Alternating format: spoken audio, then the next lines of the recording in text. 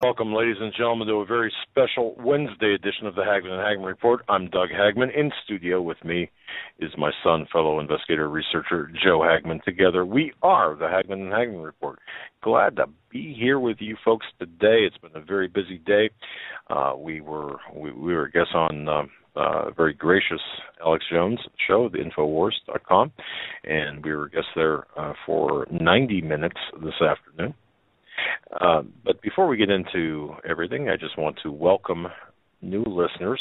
We've heard from several new listeners in Nebraska, in Kansas, wow, all in the center of the country, South Dakota, North Dakota, California, and also Oregon.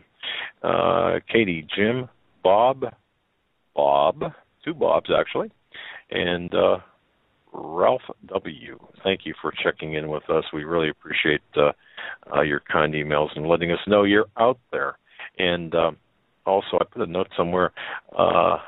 Margie will send you out some bumper stickers. Absolutely. Thank you for checking in with us, and also listeners, very special listeners in Israel right now. I want to just say welcome and welcome to the program, and our prayers are with you, as this is a pretty tough time for you folks in Israel. We have live listeners listening live out of Jerusalem. Anyway, folks, for the new listeners, we broadcast each and every weeknight from 8 to 11 p.m. Eastern Time. Our home base on the Internet is HagmannandHagmann.com. That's HagmannandHagmann.com. It's currently undergoing a little bit of a renovation, and we're adding things to it on a daily basis. We were a little slow today on the uptake because we were extremely busy, but it's coming forth. It's getting better, and we're also trying to make it very easy for you to navigate. Really one push of a button. And of course, BTR has changed their settings, so when you do sign on to listen live, you've got to go up in the top. There's a black bar there. You'll see it, and if it doesn't start automatically, there's a tipped over triangle, which is a play button. You just click on that, and you should be good to go. And if you scroll down, by the way, you can also see on-demand episodes, our archived episodes, and there you have it. So I just want to say, again, thank you so much for your belief and your trust in us as we walk through this minefield of current events together. There's just so much news to get into. But before we get into tonight's program, by the way, we're going to have Josh Peck, and we're going to tell you a little bit about him when he does come on. And he's in queue right now, but we're going to wait for the introduction here just momentarily. I do want to make mention, ladies and gentlemen, that portions of this broadcast, sponsored by NatureBox. NatureBox ships great tasting, wholesome snacks right to your door. So forget the vending machine and start snacking smarter with wholesome, delicious treats such as the pineapple rings. Oh, so succulent. Dark cocoa almonds. Support this podcast by ordering a free NatureBox sampler box at naturebox.com/CFP radio. That's right, free NatureBox snacks are found at naturebox.com/CFP radio. With that, Joe, welcome to the studio. Yeah, glad to be here. I think I've been here since dark. Since it's been dark this morning, it feels like that. I've got here around 11 this morning. We had a great interview on the Alex Jones show, and I say great because the topic matter, the vast amount of information we were able to cover was, I was happy with that. It wasn't just based on one topic, and it's always good when you're able to, get into the basic information, what people need to understand as a basic foundation to lead them into other areas of understanding, and it was a lot of fun. It was, and again, Alex Jones is very gracious to us, and you just never know how those will play out. Of course, we were on video from our studio, and now I'm not in chat, okay, so I just can't tell. So if you did watch it, if you happen to see it, let us know how we did. And the contact form actually is the best way. Just a couple of words. Hey, you guys really stunk up the airwaves, or yeah, it was good. It was a good interview. We'd like to hear some feedback, but so far it's been positive, and we hope, we really do hope, upon hope, upon hope, upon hope, that we're getting the word out there about the lateness of the hour and about how big the lies really are. We just hope so. And I just want to say thank you again. Just thank you again to all of the people we met at the conference.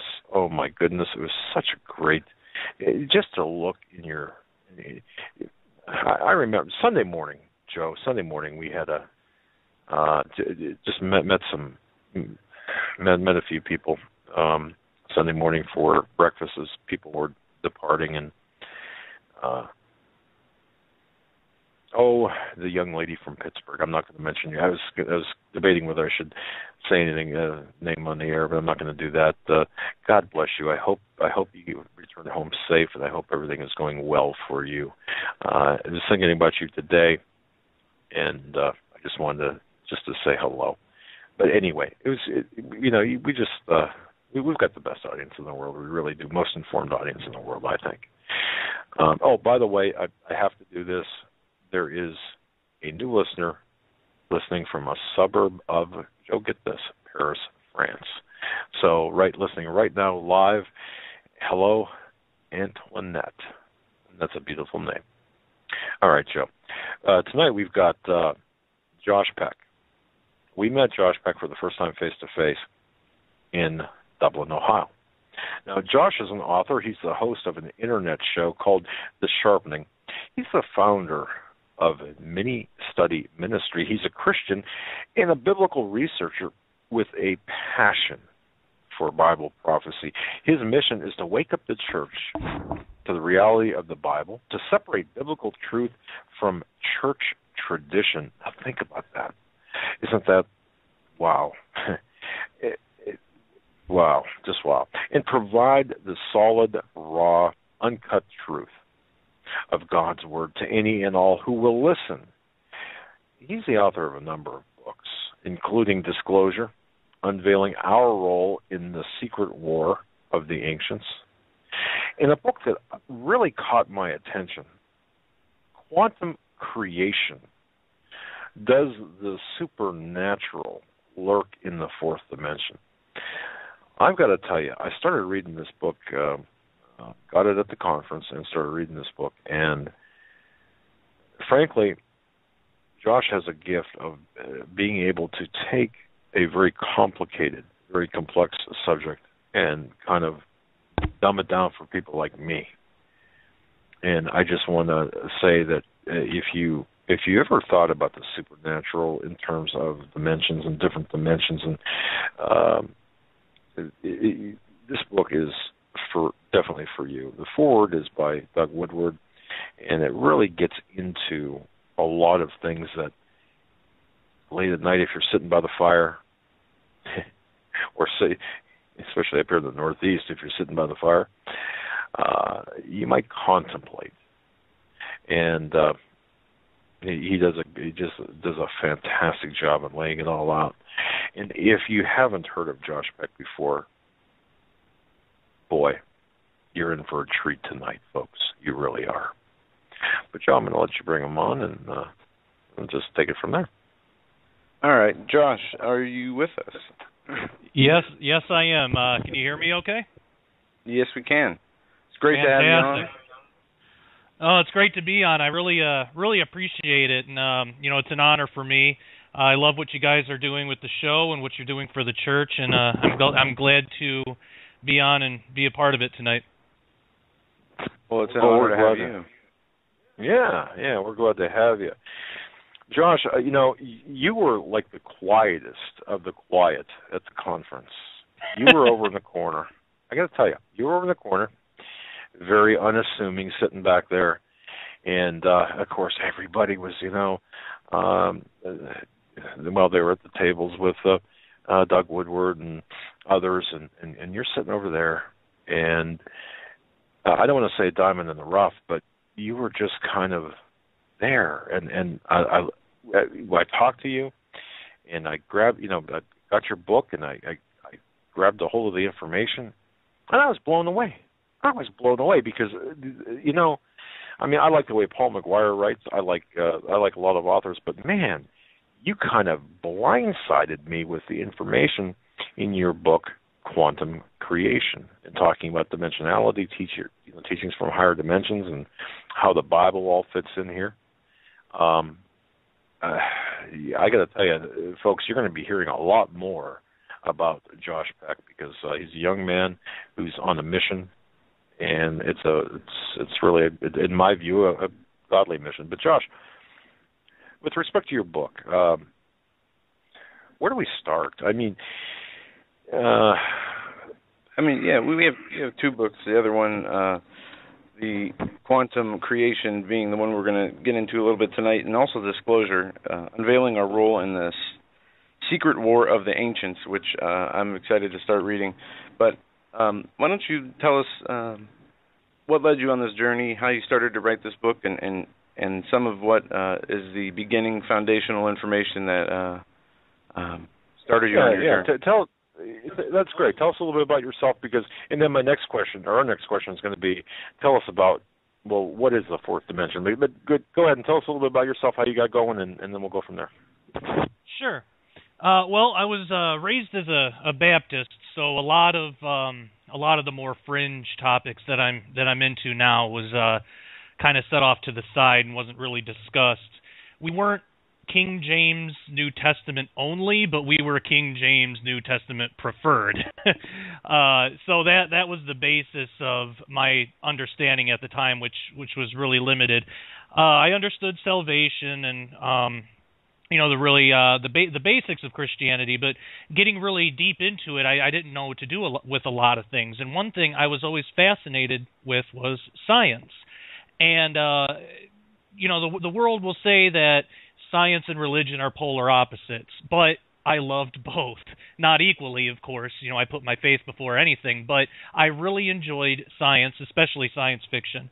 And that really was probably my first introduction into the idea of different dimensions. But when I started to see if there was any way to combine science and religion, I began hearing of this gentleman named Matthew Fontaine Maury. He was an oceanographer who actually first discovered underwater currents by taking the Psalms of the Bible literally. It was Psalm 8:8, which says, "The fowl of the air and the fish of the sea, and whatsoever passeth through the paths of the seas." So in the book of Psalms, it talks about paths in the seas. So Matthew Fontaine Maury took that literally and actually discovered underwater currents. So that was the first time that I ever heard of somebody making a scientific discovery based on the Bible. That was a big deal to me. So soon after that, once I made that realization, I started paying attention more, and I would hear Christian apologists and evangelicals using science to back up claims of the Bible. It was usually things like creation science or things like that, but I started to wonder, what about the other sciences? What about especially quantum physics? Because that was something that I didn't understand at all and still probably don't. But I was fascinated by. So years later, the thought of quantum physics really kind of scared me, because I thought you have to be some kind of genius to understand this stuff, which actually isn't true, but we'll get to that in a second. So years later, I met my wife, who was even more interested in science than I was, and she actually understood a lot of quantum physics, and she never took a class or anything. This was just her own private study. But so her and I would watch our date nights would be, we would stay at home and watch science shows like on Discovery Channel. And so you don't get nerdier than that, but it was a lot of fun. We still do that to this day. But so she was able to, when I didn't understand something, she was actually able to explain things in a way that I could understand, and that made me fall in love with her even more. But so after a couple of years of that, I started thinking back to science and religion, and started wondering if it was at all possible. First, if there is science in the Bible, and I do believe that there is it at all possible that there is something as complicated or seemingly complicated as quantum physics? And I kind of sat on that for a while because I wanted to research it, but I was a little scared by it too. I didn't know where to start. But I prayed about it, and just eventually God started bringing me to different sources. Like usually it would be something my wife and I would watch something on TV, and not like on the Discovery Channel or something, and them not meaning to do it, they would say something that reminded me of something in the Bible. So it started off real subtle like that, and it started to get me excited after that happened a few times, and finally I had a place where I could start. So I started really looking into that, and I found out that quantum physics is actually all over the Bible. It's creation. It's the building blocks of God's creation. It's and my mind was blown, and especially when we talk about extra dimensions, because that was something that once I learned about it, that was what I was most passionate about in the field of quantum physics, because when they say extra dimensions, they're talking about the biblical spiritual world. They won't recognize it as that, of course, but that's what they're talking about. And a very select few physicists who are Christians will actually admit that. So that really fascinated me. So that, in a nutshell, is what led me to write this book, and to really get at the idea of that science and religion do not have to be mutually exclusive. A lot of times it really depends on the interpretation of each. And a lot of times as Christians, we'll look at the scientists and kind of go after them. They're saying there is no God, or in quantum physics they'll say, well, this shows that if there is a God, then it's an impersonal force. Well, that's just an interpretation. That's not the science itself. And once I realized that really kind of opened the door for me to be more accepting of what science really does have to offer. We can accept the science without having to accept the interpretations. And if we're being honest, we do that too as Christians. We will interpret a Bible verse, and sometimes we're wrong, and sometimes we're right. And I mean, me as a researcher, I can't even count how many times I've gone over a verse and have come up with different interpretations or more accurate interpretations for study. So the main idea is, when we have the correct interpretation of the Bible and the correct interpretation of science, they will go hand in hand and they will complement one another. So that's what I really strove for in this book, and I used quantum physics as a way to kind of bridge that gap. Boy, using quantum physics to bridge any gap anywhere seems like a yeoman's task, but you've done it very, very nicely. And I know that in the forward, Doug Woodward says that he explains it very nice. He says that you're very circumspect with respect to make sure that you make sure that everything squares with the Bible as well as scientific explanation. So, and that's the thing that really got me, that really struck me. When we talk about heaven, we talk about hell, we talk about angels and demons, and we talk about all of this. The fallen angels, and we even talk about the Nephilim and Rephaim and what have you. We are talking about, and even portals, for example, when Steve Quayle comes on and others come on, we're talking about other dimensions, aren't we? Yes. We're talking about quantum physics. Yeah. And well, folks, his book is Quantum Creation, and he gets into the base explanation of all of this. So what are we looking at here, Josh? I mean, we're looking at a situation where we as human beings inhabit a physical reality known as Earth. And we're aware of, obviously, space, time, and, well, we're aware of the three dimensions in which we inhabit, or in which we experience and inhabit. I'm not sure even how to phrase that. But there's something beyond this, isn't there? Absolutely. Yeah, absolutely. And even science will speak to that as well. Of course, it's all in the science community. It's all theoretical, but they deal really heavily with it. And of course, we as Christians, we don't consider it theoretical at all. We consider it as fact, and that, of course, we deal with it a lot too. But they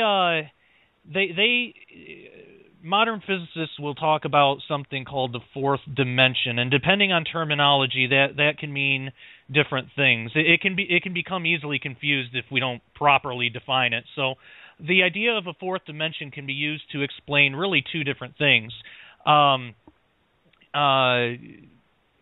It can be a temporal dimension, which would be time. So I'm sure many people have heard that time is the fourth dimension, and that is correct. But sometimes it's also referring to a spatial dimension, a higher dimension of space, and they'll say that is the fourth dimension, and that's also correct. In my book, when I talk about the fourth dimension, I'm talking about the fourth spatial dimension, because time itself is really interwoven in with space. That's why I call it space-time. So I do deal with time in the book, but considering just the spatial dimensions, when I say fourth dimension, such as in the subtitle of my book, Does the Supernatural Lurk in the Fourth Dimension? I'm talking about the fourth spatial dimension. Now, we live, as you said, we live in three dimensions of space, which, if we remember back to our high school geometry classes, we can plot that by the X, Y, and Z axes. Those are the three dimensions of space that we live in, and any plot or any point in space can be plotted with just those three. So the idea is that there is we say higher dimension, but higher really kind of denotes height, and that's not exactly accurate, but there's really no good way to say it. But when we talk about the fourth dimension, it's a new dimension outside of the three that we can perceive, and it's actually all around us. Probably the best example that I have ever heard to try to visualize this or try to explain this in terms we can understand is by analogy from a book called Flatland, A Romance of Many Dimensions, that was written by A. Abbott, I believe. And in the book, it's fiction, but in the book, there's a character called A Square, and the main character, A Square, and he's a two-dimensional being. He's A Square, and he encounters the third dimension, and it really goes through to how the third dimension, our dimension, would look to a two-dimensional being. And if we think about it, it's a good way to help understand it. Like let's say there is a plane of existence called Flatland. You could even think of it on your tabletop or something. It's a two-dimensional plane, and there are these Flatlander beings. Well, imagine what it would look like to them if you were to stick your finger through Flatland. What they would see, when your finger first starts breaching their space, they would see just a point, and it would expand into a line. Now that line, as we're looking down, would be a circle, but they're looking straight at it, so they would just see a line.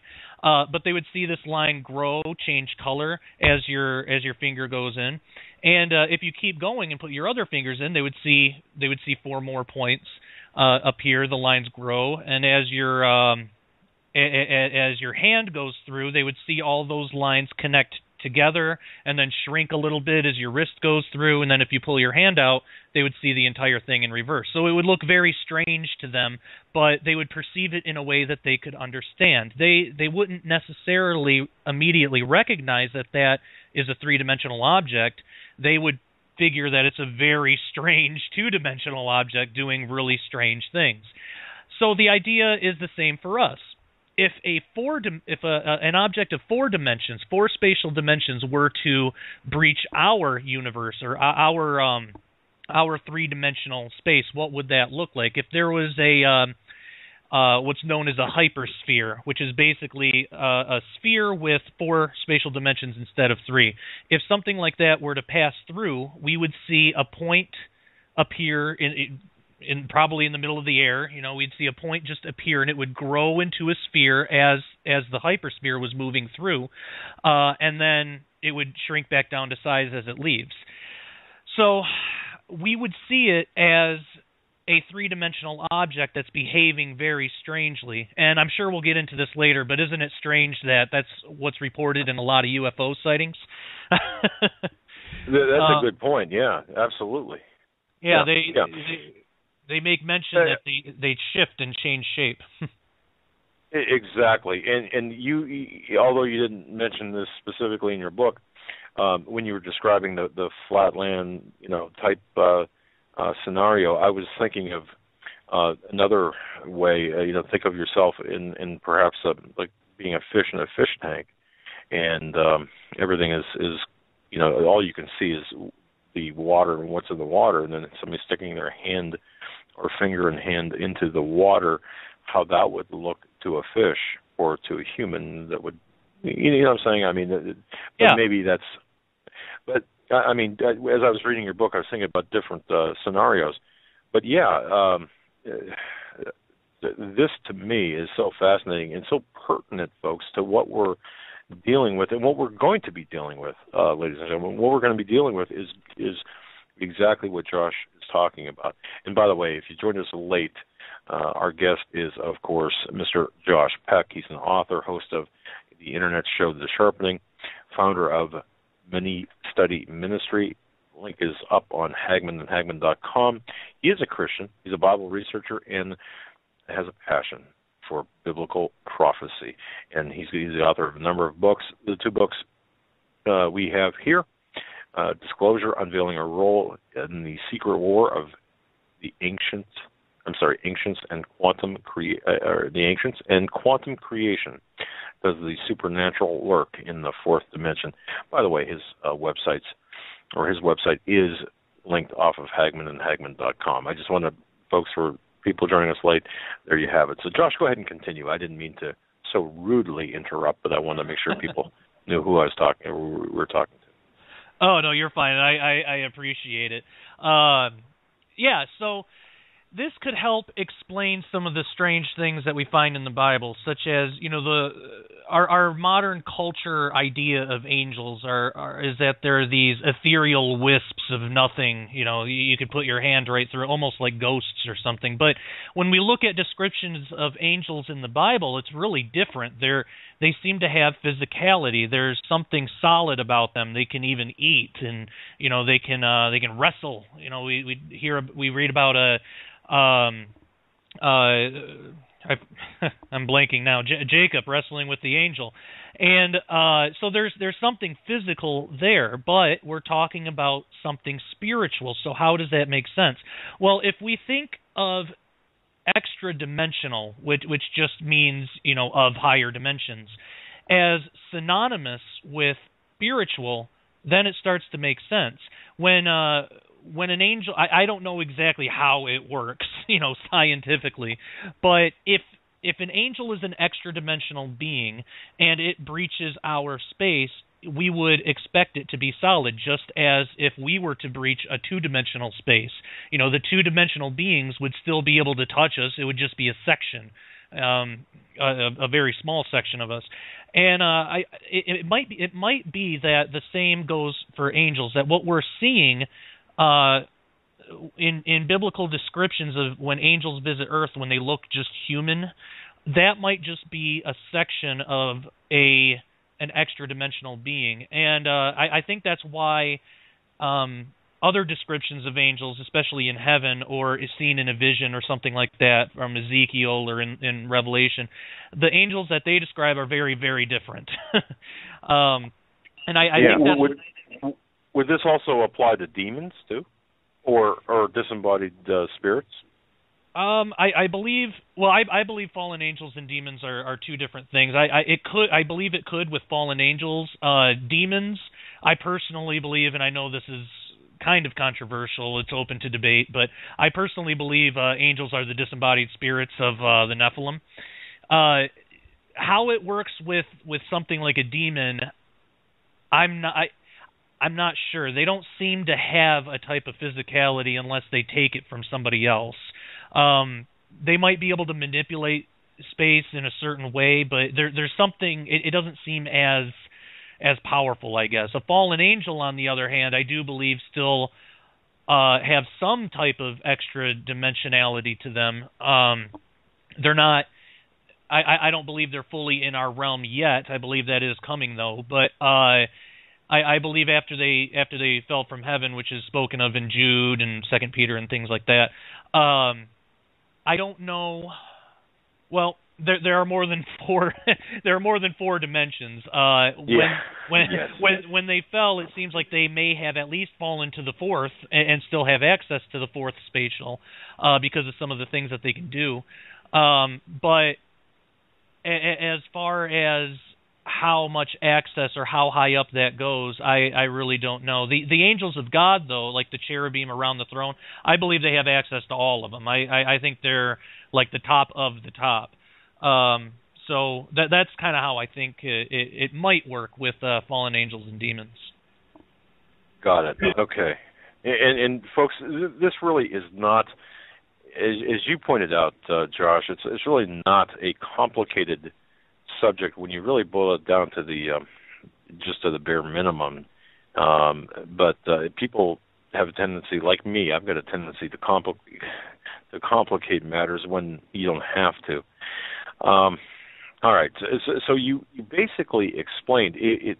Correct me if I'm wrong, but you basically explained the properties of the fourth spatial dimension. Is that? I mean, earlier. Yeah, it's the basics of it. There's a lot more to it, and I'll say too, I'm very much a layman, very very much. I'm not a scientist or anything like that. This is all just from private study, and the most surprising thing I found was that you can be a layman and still understand this stuff. It's not, like you said, it's not that complicated. It's not as complicated as a lot of physicists or people in the world will make it out to be. Now, I will say the math is you got to be a mathematician, but when it comes to math, I don't put a whole lot of math in my book because I don't want to put anything in there that I can't understand. But the math itself, I do trust in, even though it's usually not. 1 + 1 to an atheist is going to equal 2, just as it does a Christian. So, regardless where you're.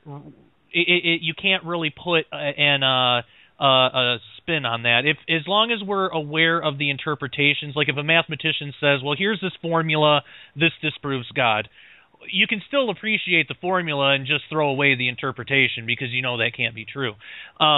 So when it comes to just the math itself, when they say, the math shows that there are extra dimensions or something like that, I tend to trust in it as long as it's not an interpretation that conflicts with the Bible because math itself, there's really only one right answer. So that, I guess, sort of excuses me from having to learn a whole lot of advanced math before getting into these things. Well, there's only one right answer in math, unless, of course, you're dealing with Common Core. Right. But anyway. And Josh, I don't want to jump ahead here. So if this question's out of place, you just let me know. The God particle, CERN, the scientific community trying to understand how matter is held together, because we know, matter is made up of individual atoms, and somehow it all sticks together in the world we live in. And scientists have been trying to understand this for a long time.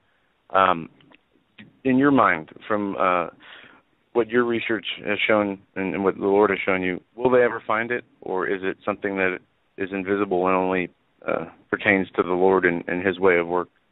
Well, they found the Higgs boson, which is what they've called the God particle, and the only reason it's actually kind of funny. The reason that it's called that is because they were searching for it for so long, and it was theoretical for a long time, and they were trying to figure out what to call it, and I forget the scientist's name, but one of them said, out of frustration, I don't know, just call it the God bleep particle, and so they shortened it to the God particle. But that's in reference to the Higgs boson, which is what determines mass in particles, and that, if I'm correct, that has been discovered. But it's interesting that you bring up CERN, because they actually, and they'll admit it, they are actually trying to access other dimensions.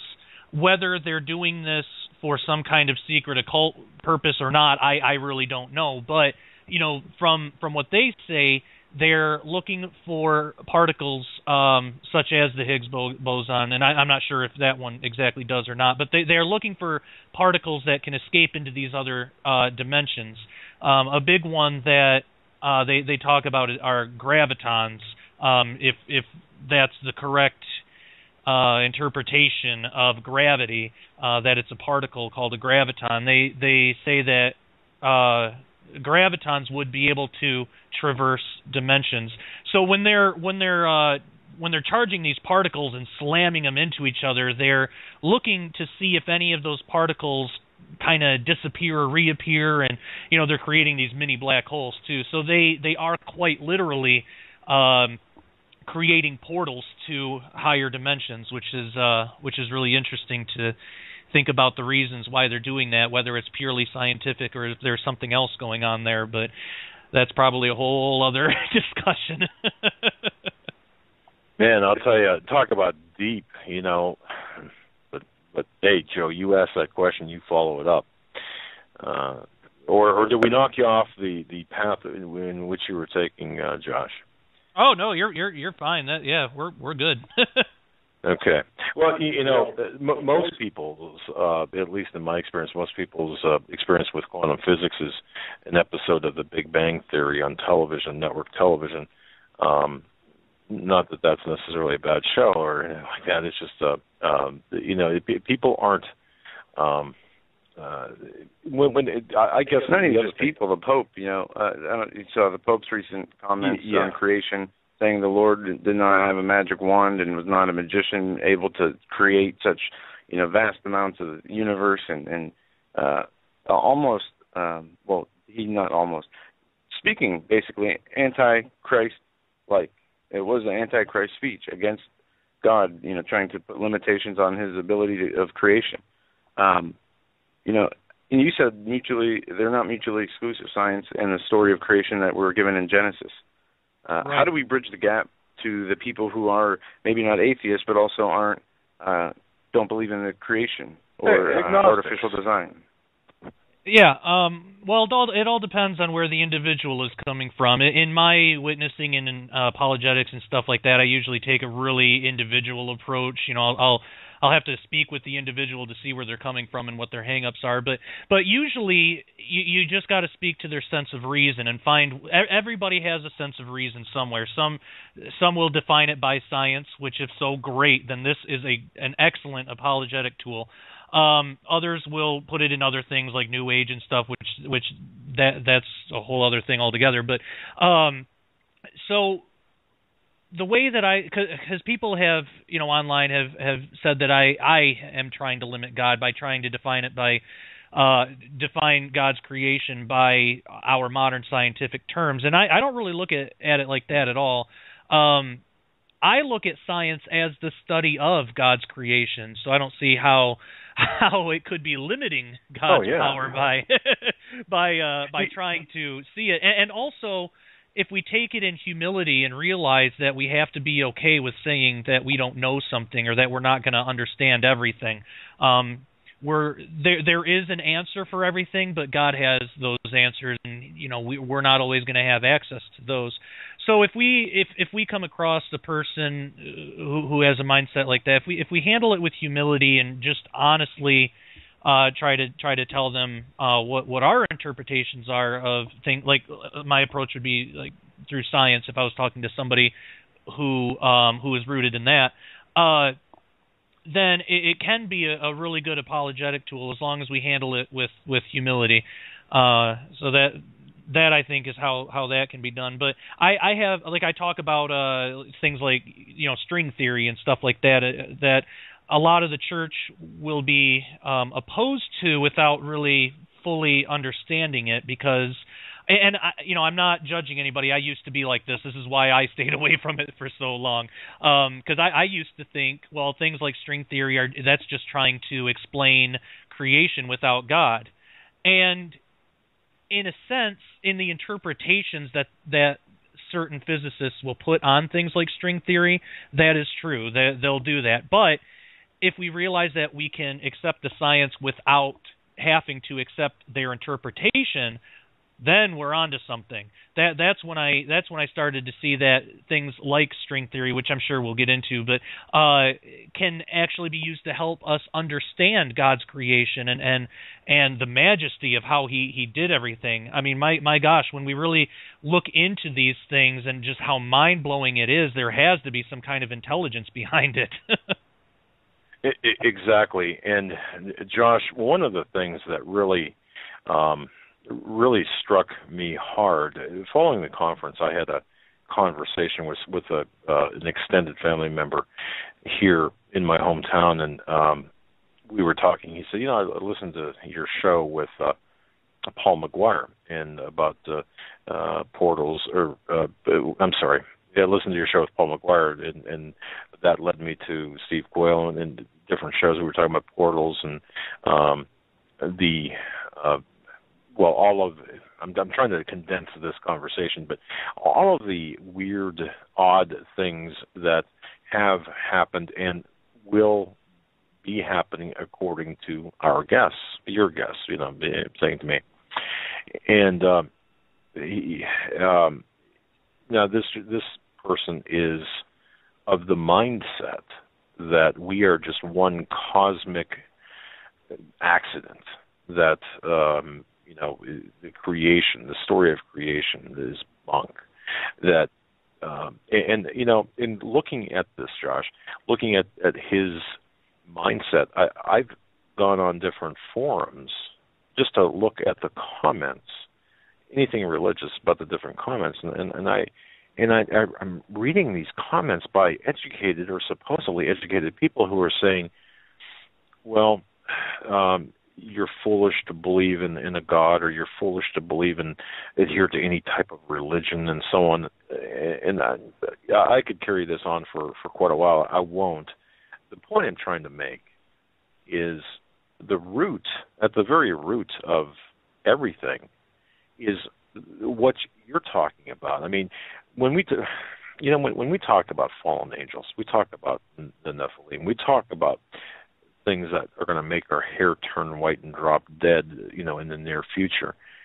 A lot of people just, some guests explain it over our heads and such, but your book, Quantum Creation, really hits to the heart of the basics of all of that, and that's what I found very interesting. I'm not, excuse the expression, pimping your book.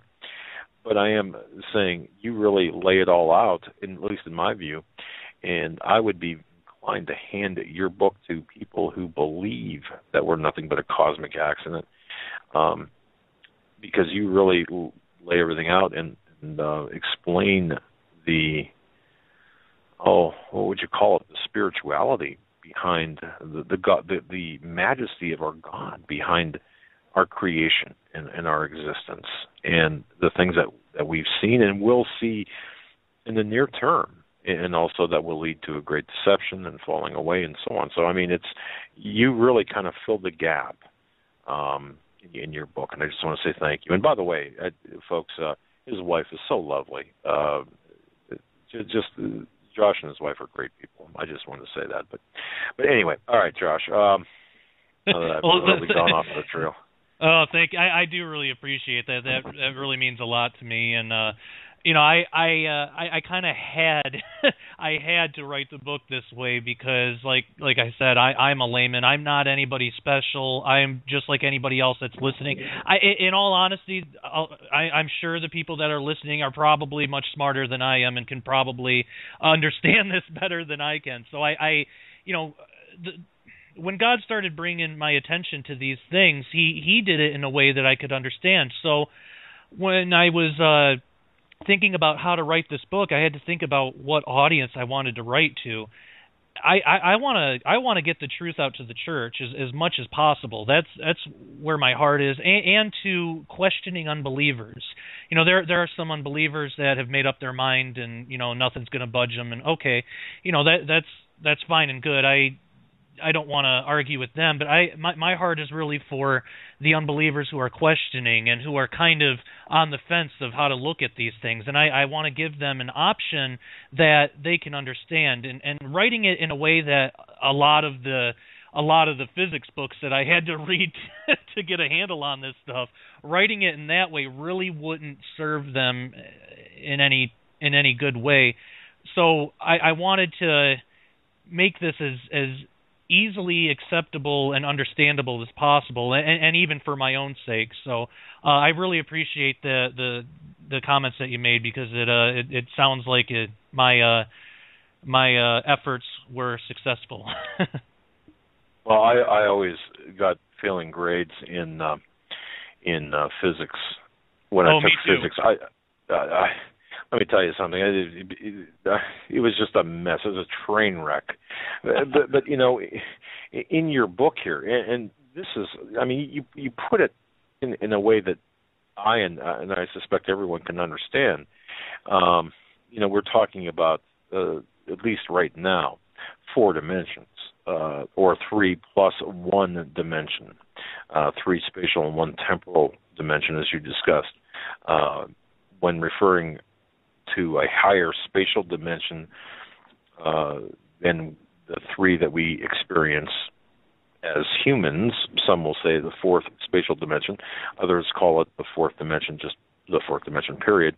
Twilight Zone people old enough to remember the old Twilight Zone episode from the late 50s, early 60s understand this. But we're looking here at your exploration of 4 dimensions and more. So visualizing the 4th dimension, how do we do that? Or did we already do that? There's a few different methods that we can take. We can't fully visualize it. We're not given that perception. As a kind of side note, I do believe before the fall in the garden we did have access, and we would have been able to visualize it just fine. But I think that and I could talk about that even too if you wanted. That goes a little bit into my new book, but I do believe that before the fall, Adam and Eve would have had access to all dimensions, and part of the evidence for that is they spoke with God face to face, and it wasn't an issue. But after sin was introduced, after the fall, all of a sudden you can't see the face of God and live. So right. Yeah, I believe that there's a ton of evidence that I recently found in research for my next book about the garden that seems to show that we not only did we have how do I want to say, extra dimensional abilities, I guess, or we were extra dimensional beings at that time, but the garden itself was an extra dimensional creation. That's why they were kicked out after that. That goes into a whole other thing that we could get into if you wanted. But going back, yeah, that's interesting. I'm sorry, I didn't mean to interrupt, but that is extremely interesting, and that sets it very well with me. We're as you stated, Josh, the separation of some of the attributes and things and the access to the Lord we had started with the sin and the fall of man in the garden. It was reconciled when the Lord came here in the flesh and died for our sins so that we could be saved to an extent, but it won't be fully reconciled until we are in our eternal dwelling place with him, those that are saved. Yes. So, and interestingly, I don't know, maybe you can talk about this a little bit. You talked about the spirits and how the different dimensions. What we're told about in Ephesians is, the principalities and powers, spiritual powers, wicked powers that are influencing us that we can't see. And we're told that these are real and that they're carnal. The weapons are not carnal that we fight or use to fight these entities. It's spiritual. Yes. So we have a spiritual war going on in an invisible dimension that we can't see, and we're at a disadvantage. Would you say that, to an extent? Yeah, and that's why our God is so gracious to have laid it out in the Bible for us, because without that we wouldn't know. And I talk about that in my book Disclosure. I dedicated a whole chapter even just to spiritual warfare and understanding who our true enemy is and how to come against him and how to defend against things like that. Everything in Ephesians 6, and it's really interesting because he says we don't wrestle against flesh and blood, and that's in terms of things that are three-dimensional. We are according to our current perception, we're made of flesh and blood. We don't wrestle against each other. We're not supposed to anyway.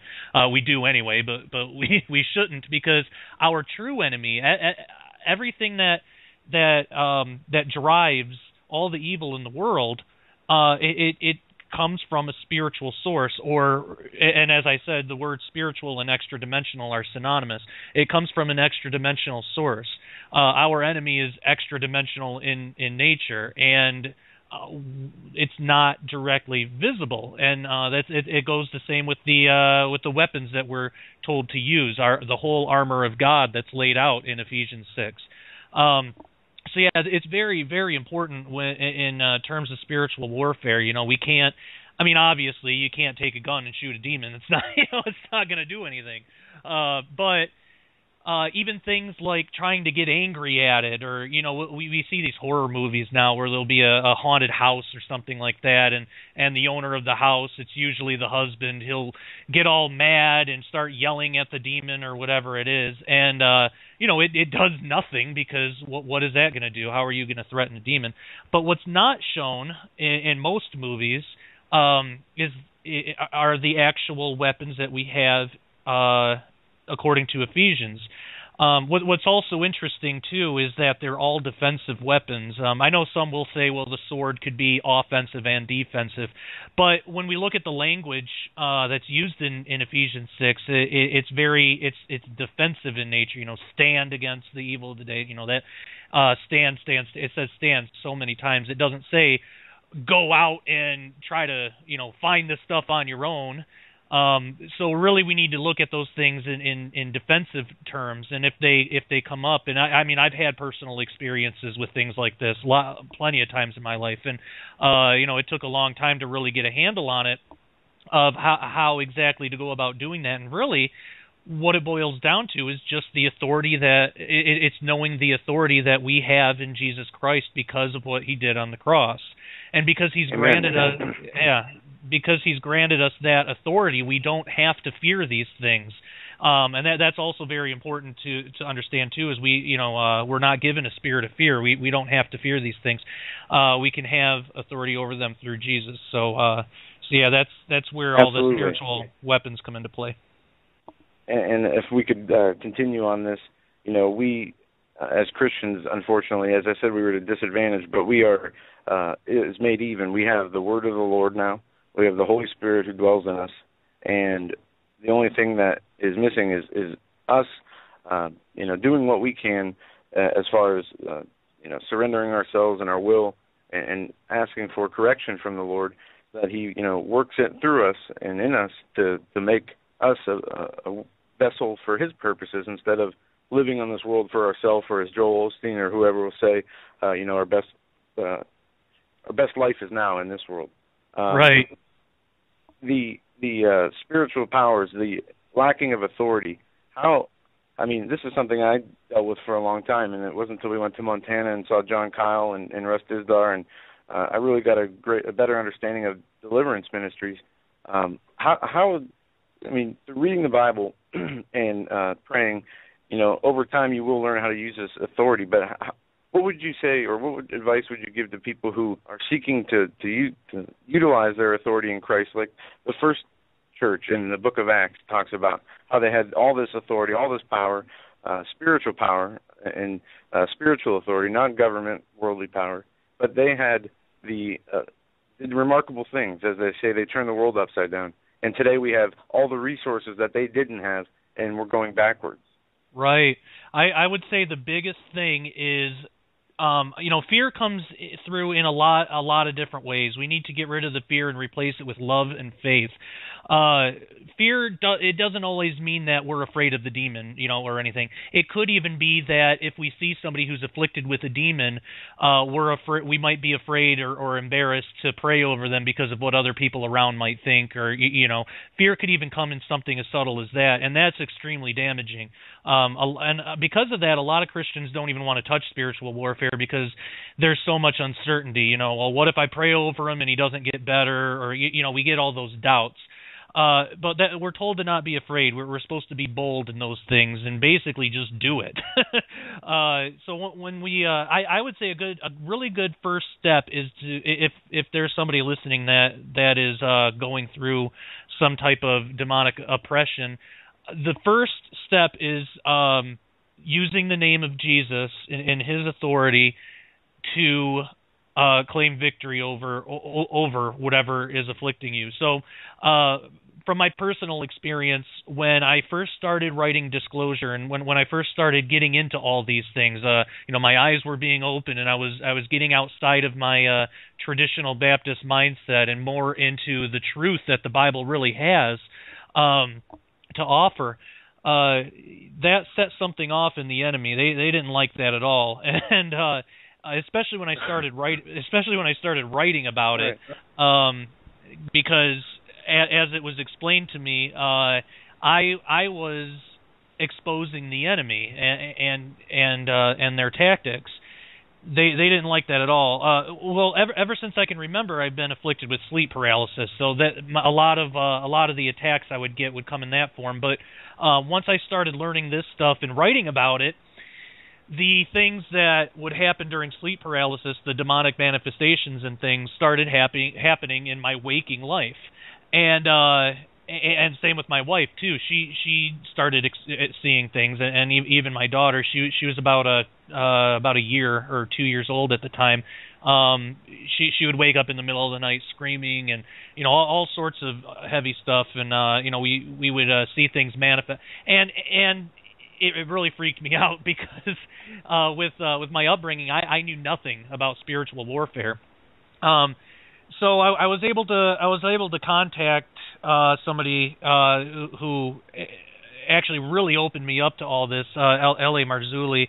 I was able to contact him and ask him, what am I supposed to do? Because and I the question that I had for him was, when you first started writing, did you have to deal with this stuff too? And he called me, and he kind of guided me through some basics in spiritual warfare, putting on the armor, and taught me how to use the name of Jesus against these things. And most importantly, well, not most importantly, but additionally important, I guess, or equally important, he taught me that you need to use the name of Jesus to close spiritual portals, and that was something I never heard of before. So not only do we need to use the name of Jesus to cast things out if they're afflicting us, but we need to use the name of Jesus to close the portals or close whatever they use to get here. Sometimes that could even be our own behavior, depending on where we're at with God.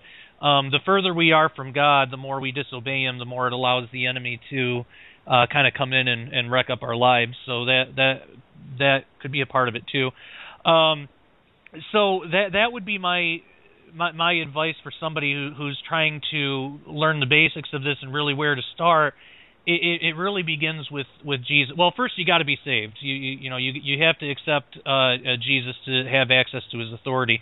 And if you're saved, then you use the name of Jesus. Say, in Jesus' name, I command you to leave, or something like that. You can even a good suggestion I was given by Chris White when I had Chris White on my show. he suggested even casting those things out to the abyss, because that's something that they're afraid of.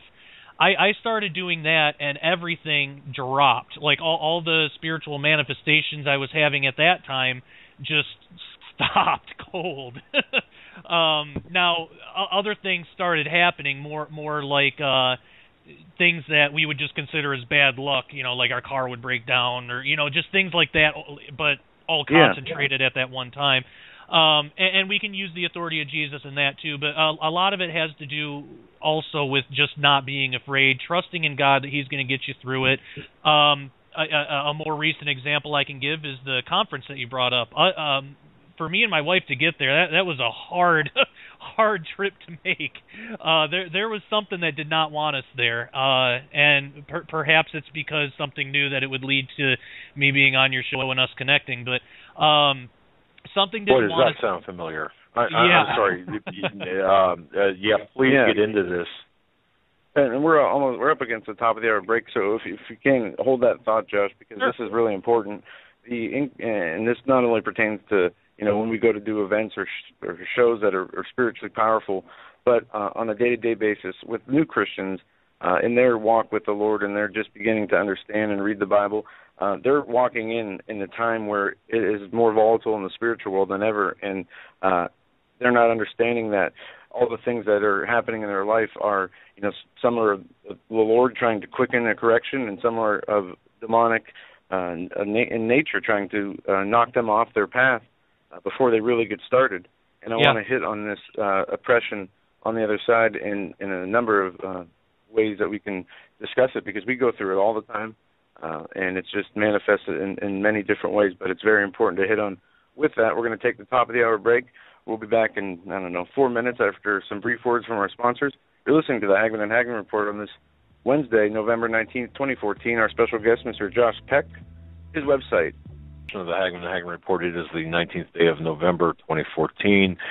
Our very special guest, Mr. Josh Peck. He's an author, host of the internet show The Sharpening, and founder of Mini Study Ministry. He's a Christian and biblical researcher with a passion for Bible prophecy. And you know what? His mission is to wake up the church body, to the reality of the Bible, separate biblical truth from church tradition. He does a great job, by the way, and provide the solid, raw, uncut truth of God's Word to any and all who will listen. That is our guest.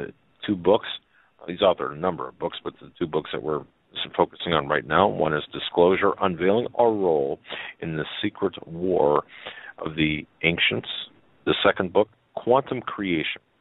Does the supernatural lurk in the fourth dimension? And I've got to tell you, that book is really, I just love that book. With that, Josh, welcome back to the program, and let's continue with the question, with the concern. Spiritual warfare. We talk a lot about it. And, Joe and I were to go to a conference in Chicago with Russ Dizdar, and it was pretty important because we were having Russ Dizdar. I won't get into the details, but it was extremely important for us to get there. We never got there. Out of nowhere, and seemingly out of nowhere. I mean, I lost my voice. I had this mystery virus strike me. And there were other things that prevented us in addition to that. And it was a critical thing that we really needed to be there, but we never got there. There were broadcasts. We've also had broadcasts that appear to have been tampered with. And we blow it off to, that's just, Doug and Joe, your 5 and dime equipment. Well, that's not true. Or any number of things. And Joe and I were talking earlier today about this very thing, knowing you were going to be on. Are we facing, are we battling something we cannot see? I mean, that sounds like a trite question perhaps, but explain what forces we are warring with when we attempt to bring the truth or to spread the truth. Yeah, absolutely. And I don't believe that's a trite question at all, because a lot of the church, when things like that happen, and I used to be really like this. a lot of times we'll pass it off as just bad luck, or well, that happens. We don't live in a perfect world. This stuff comes up, and then we don't think that, well, there might be a spiritual source to all that. There might be an enemy that has capabilities to try to keep us away from things. The good thing is, because I've been prevented too from doing things that I wanted to do, or help further the cause in some way, and I've been prevented. Sometimes that happens, but the good thing is, looking back on those times, something better has always come out of it. It says God will work all things together for good for those who love Him and called according to His purposes. All that sort of stuff. It's not just that God will work all things together for good. There's a qualifier there that we have to. I don't remember the exact phrasing. I paraphrase a lot when I'm on the radio, so you'll have to excuse me. But I believe it says, for those who love Him and are called according to His purpose. So if we're trying to do the will of God, and and we out of love for Him, not out of love for our own personal gain or something like that, when bad things come up, if we're not able to rebuke them or something better will happen because of it. And I've noticed that myself. The example I was bringing up before the break was this conference in Dublin, Ohio, that the Prophecy Forum put on. And I got to say too, I really appreciated everything you guys did. That was fun, just amazing. You guys really stepped up, and I really appreciate that. I've been good friends with Doug Woodward for a little while now, and Gons, and most of the people there, I just haven't had the opportunity to meet them in person. So this was my first time to meet them in person, but to also make my first real public, appearance. And it's not for my own glory or anything like that. I look at it as an opportunity to further the advancement of the church in any way that I can, even if just one person is encouraged or edified by something that I say, or by getting a book from me or something. So before the conference, maybe a couple weeks before the conference, all of a sudden everything fell apart. Our car needed a new tire that we couldn't afford because we are not rich at all, and our apartment flooded. It was that was the weirdest thing.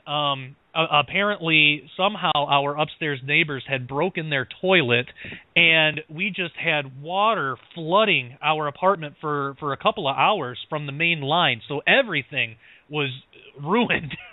So we had that. Man. Yeah, but luckily, nothing. The books didn't get ruined. Nothing. My laptop that has all my research and everything didn't get ruined. But it was like a lot of clothes. We had to buy new clothes. Actually, that. Yeah, I'll say this in public. That suit that you saw me in at the conference, I got that at Salvation Army for $20. Hey, you look good. Oh, thank you. Yeah. That in itself was a godsend, because we could not afford new clothes, and I really prayed about that, because I didn't want to show up in sweatpants and a dirty shirt or something like that. So there was one, and I'm already I'm pretty tall and kind of big, so it's hard to find clothes that really fit. I was praying so much about that my wife and I would find clothes that fit, and there was one suit there that fit me, and that was the one. So that worked out pretty well. But anyway, going back to the spiritual warfare stuff. So we had my wife got sick, and we couldn't figure out how that happened, because she wasn't around anybody that was sick or anything. She lost her voice.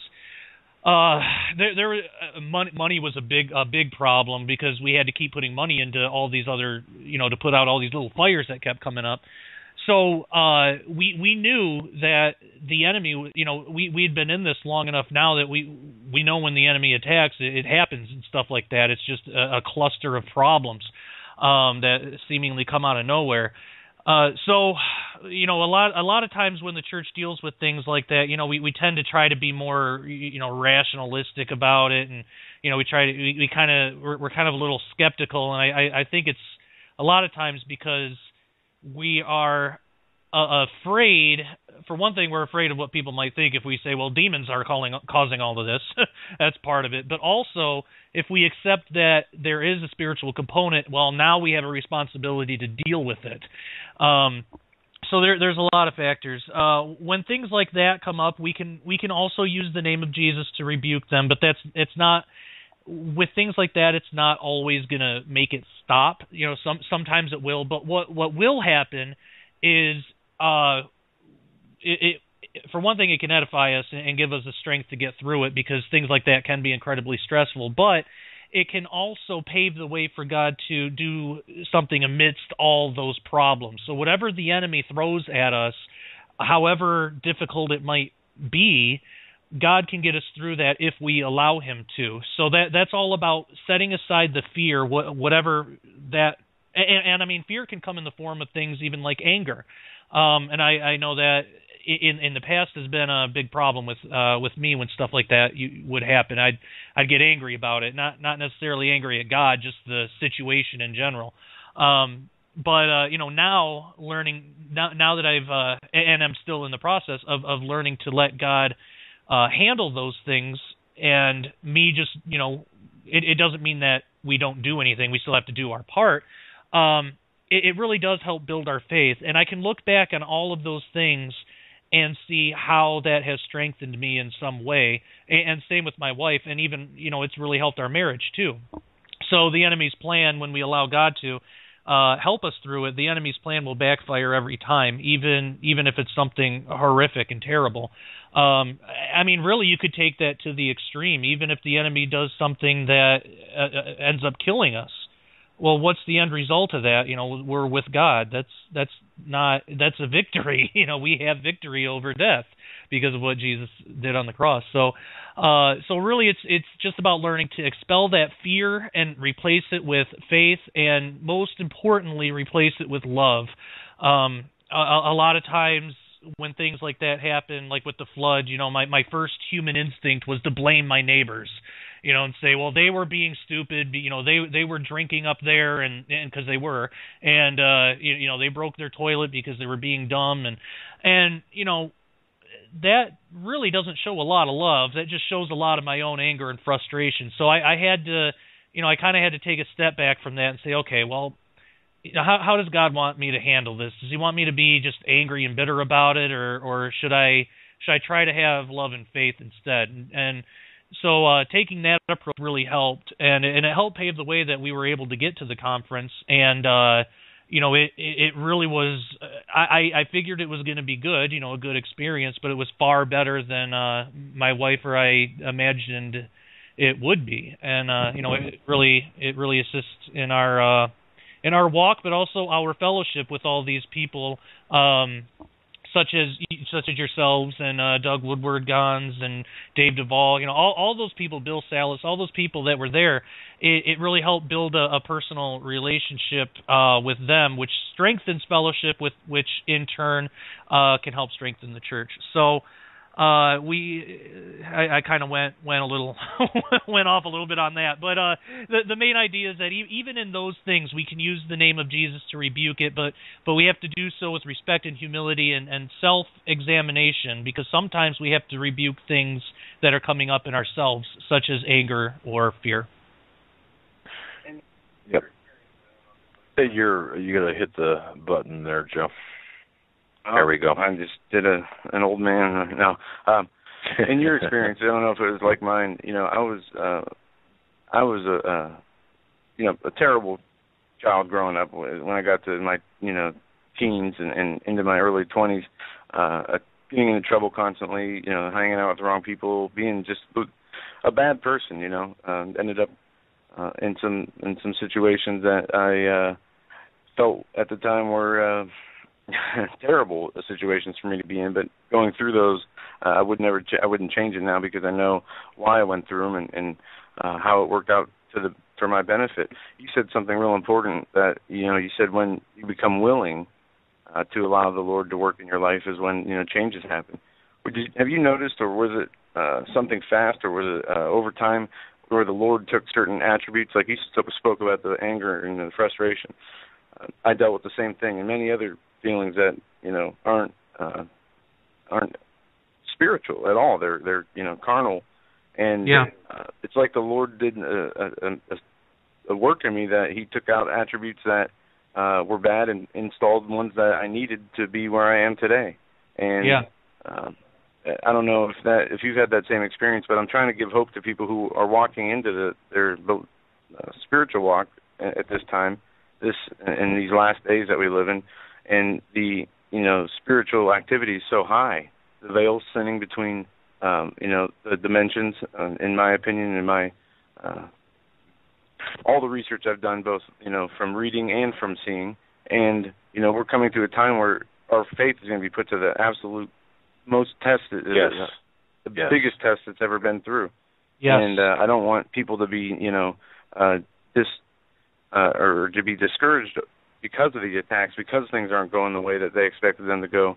How do you see, what would be your advice to somebody who's going through spiritual oppression, who's new to just born again and starting to revisit the faith and are running into these obstacles? Sure. Yeah, I would say first and foremost, as difficult as it is, and this is something that takes practice, rejoice in those times of hardship because the Lord is with you, and the Lord will get you through and make you stronger for it, and can even strengthen others through that, through your testimony. Right now, I'm sharing my testimony, and I'm sure there are people that can identify with it, and that I hope are encouraged by it. For me, the change, going to your first question, the change was in most areas was really slow. It was a slow progression. God, but looking back on it, I realized that was on me. I had to, God is a gentleman. He's not going to force anything on us. We have free will. If we don't want to change, or if we're unwilling to change, He's not going to force that upon us. We have to be willing. James 4:8. That's the verse that anybody that got my book at the conference, that's the quote I put in. James 4:8 says that if we draw nigh to God, He'll draw nigh to us. And the reason I put that in every book is because I think that that's so important to understand the chronology of that verse. If we draw nigh to God, He will draw nigh to us. So it's up to us to make the first move. Because again, God's a gentleman. He's not going to force Himself, into our lives or however. So I had to get to a point in my life where I was just bottom, because I used to be a alcoholic. I was addicted to narcotics and all sorts of things. I was a mess, and this was just in my 20s. So I didn't even have a chance to really live life yet. And, we've had similar experiences, then and it's amazing how the Lord can bring us from such a state of personal self-destruction and ruin and hopelessness, and bring us out of that to be used to help other people, even just if it's just a testimony. Yes. And that's the hope we have is that the Lord will. What's it say? I stand at the door and knock, and if any man answers, I will come unto him. Exactly.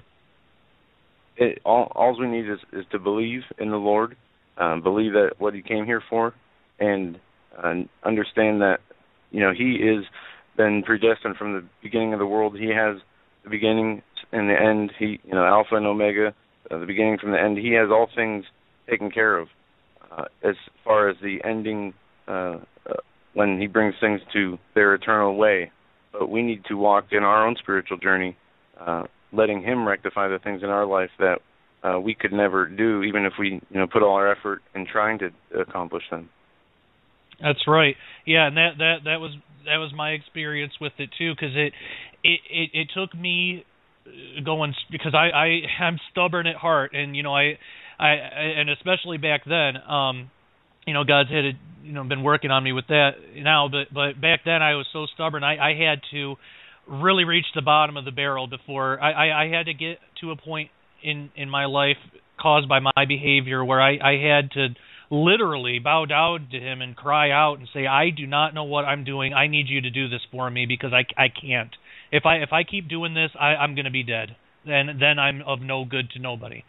And it took me reaching that point where the change finally began, because I had to allow it. And that was a tough thing for me to realize. I think by nature we want to put the blame on everybody else. And I did that for a long time. Well, my dad was an alcoholic, so now I'm an alcoholic, or my mom did this and that, and so that's why I'm messed up. And we want to do that, but the reality is we have to take personal responsibility for the things that we do, regardless what caused them or what made us feel that we need to do those things. We still have to realize it was our choice. It was my choice to drink or to take pills or to rely on those things instead of the truth of God. So and the change was slow. It wasn't immediate. I didn't quit drinking and quit taking pills overnight. It took years. But that really was the time when things at least started, and God started to really work in my life because I was allowing Him to. And so that was slow. Now things that there were times where things would be incredibly fast. Like I used to suffer pretty horrendously from anxiety. I'd get anxiety attacks and depression, really bad. Where I was taking medication for my depression, and now this is my experience. I'm not suggesting this for anybody else unless you're absolutely sure God is directing you to do this. But for me, I woke up one day and I just knew in my spirit I cannot take these antidepressant pills anymore. It wasn't needed anymore. It was the Holy Spirit, directing me to do that. It wasn't a choice I was making, and so I stopped, and I haven't needed them. I haven't needed them ever since that. So things like that, for me at least, happened really fast. Now that's not going to be everybody's experience, and that's why I say if you're on antidepressant meds and you need them, keep taking them unless God directly tells you to stop. So that certain things were really fast like that. Other things like the addiction and all forms took some time, but it was well worth it. And that's why I say we need to start realizing these things now, because time's wrapping up fast. We don't have a whole lot of time to be messing around with this stuff. We got to get it together as soon as possible, because I don't know how much time we have left, but I know it's not a lot. Things are getting rough. I'm with you there. Yeah, things are getting rough. We need to learn how to deal with it and be able to teach others how to deal with it, not only with our knowledge, but also setting a model of behavior. Fantastic, and thank you so much for sharing that personal insight. I think a lot of people out there, we're all suffering from one thing or another, and it just shows, folks, that you can overcome with the help not of man, but of God. So, but Josh, let's roll up our sleeves here a little bit if we can, to switch gears a tad, and let's get into a few things here that you cover in your book. Once again, folks, his book, Quantum Creation. Josh, let's talk about, here we are as humans, or as God's creatures in the flesh. Of course, we had the incident at the garden. Of course, I don't want to. We know that Adam and Eve were banished from the garden, but here we find ourselves today in 2014. At least that's the calendar year that we use, living in this world. Okay, in the three-dimensional world that we've discussed. Let's talk about the fourth dimension. What it is, who resides there, and that might sound like an odd question, but who occupies the fourth dimension and other dimensions, but at least the fourth dimension? Yeah, absolutely. Yeah, we're talking about, just for the sticklers out there, the fourth spatial dimension. Right. That's a place that coexists, of course, with our physical reality. So let's talk about who exactly exists there, as well as what their intentions seem to be. Yeah, definitely. And one really fascinating thing that we need to understand about the fourth spatial dimension is that it's literally all around us, even touching us. It's not some far off place. When we look at the flatland analogy, and we think about the third dimension is touching flatland. It is right there. It's as close can be. They just wouldn't perceive it, and the same goes for us with the fourth dimensions and even higher dimensions than that. So, as far as who resides there, I dedicate a chapter to just that, called "Denizens of the Fourth Dimension." It's chapter 5. So. Let's see where I'm at here in my notes. Jude 1:6. That's a good verse to kind of help lay a foundation for this. It states, "And the angels which kept not their first estate, but left their own habitation, he hath reserved in everlasting chains unto darkness, unto the judgment of the great day." In my book Disclosure, I really go deep into the Hebrew of all that, or Greek, into the Greek of all that to. But I assume most of your listeners probably already understand a lot of that. Your regular listeners, what habitation, the body and all that. So anyway, so just like a brief overview of kind of the basics. We read in passages such as Genesis 6 and the book of Jude that there was a group of angels who decided to rebel against God, and the cost of that rebellion was their habitation, according to Jude. Now, it's my belief that habitation was the full angelic body. And I say full angelic because it would seem angels have access to a type of physical body, as we went over before, while also being spiritual in nature. And they can do a lot of pretty interesting things. So since this seems to be the natural state of God's angels, the ones that didn't rebel, to be able to operate in both heaven and earth, it's reasonable to assume that the fallen angels had the same capabilities before they rebelled again, or before they rebelled against God, But as Jude tells us, they gave up their own habitation. So it's possible that that's referring to their full angelic, meaning physical and spiritual body. And since they fell, they've been confined to their physical angelic body. Now there is a group that's held in the chains of darkness. And when we look into extra biblical texts such as Enoch and Jasher, Jubilees, we learn that there were about 200 of those. But now, does that mean that every angel who fell is in everlasting chains? I don't believe so. I believe that's just talking about that group of 200. So, we can also notice that Jude says that they left their estate. Now, that, in my opinion, is talking about heaven and the heavenly hosts. That's their estate. That's where they resided. Now, as far as heaven and where it is in dimensional reality, I can only speculate. I would assume it's the top, or the the highest dimension, whether it's 11 or 12 or 10, whatever you subscribe to. But of course that's speculative. But I believe, and this is speculative too, but it's my belief that the fallen angels reside in what we've been calling the fourth spatial dimension. It's possible that they may have access to higher dimensions than that. And that could maybe have to do with their rank as described in Ephesians 6, possibly. Or it could be that they're trapped in what is sometimes called the second heaven, a place that seems to be synonymous with outer space, depending on certain interpretations. So most likely here we have a duality, which a duality is two different ways of looking at the same problem with two correct answers. The Bible seems to indicate that the second heaven is in reference to outer space, such as Deuteronomy 17:3, Jeremiah 8:2, Matthew 24:29. Yet demons and fallen angels don't seem to be purely physical and three-dimensional when we consider really just about every description of them in the Bible. So I believe that they do have access to higher dimensions, but we're talking about specifically the fourth.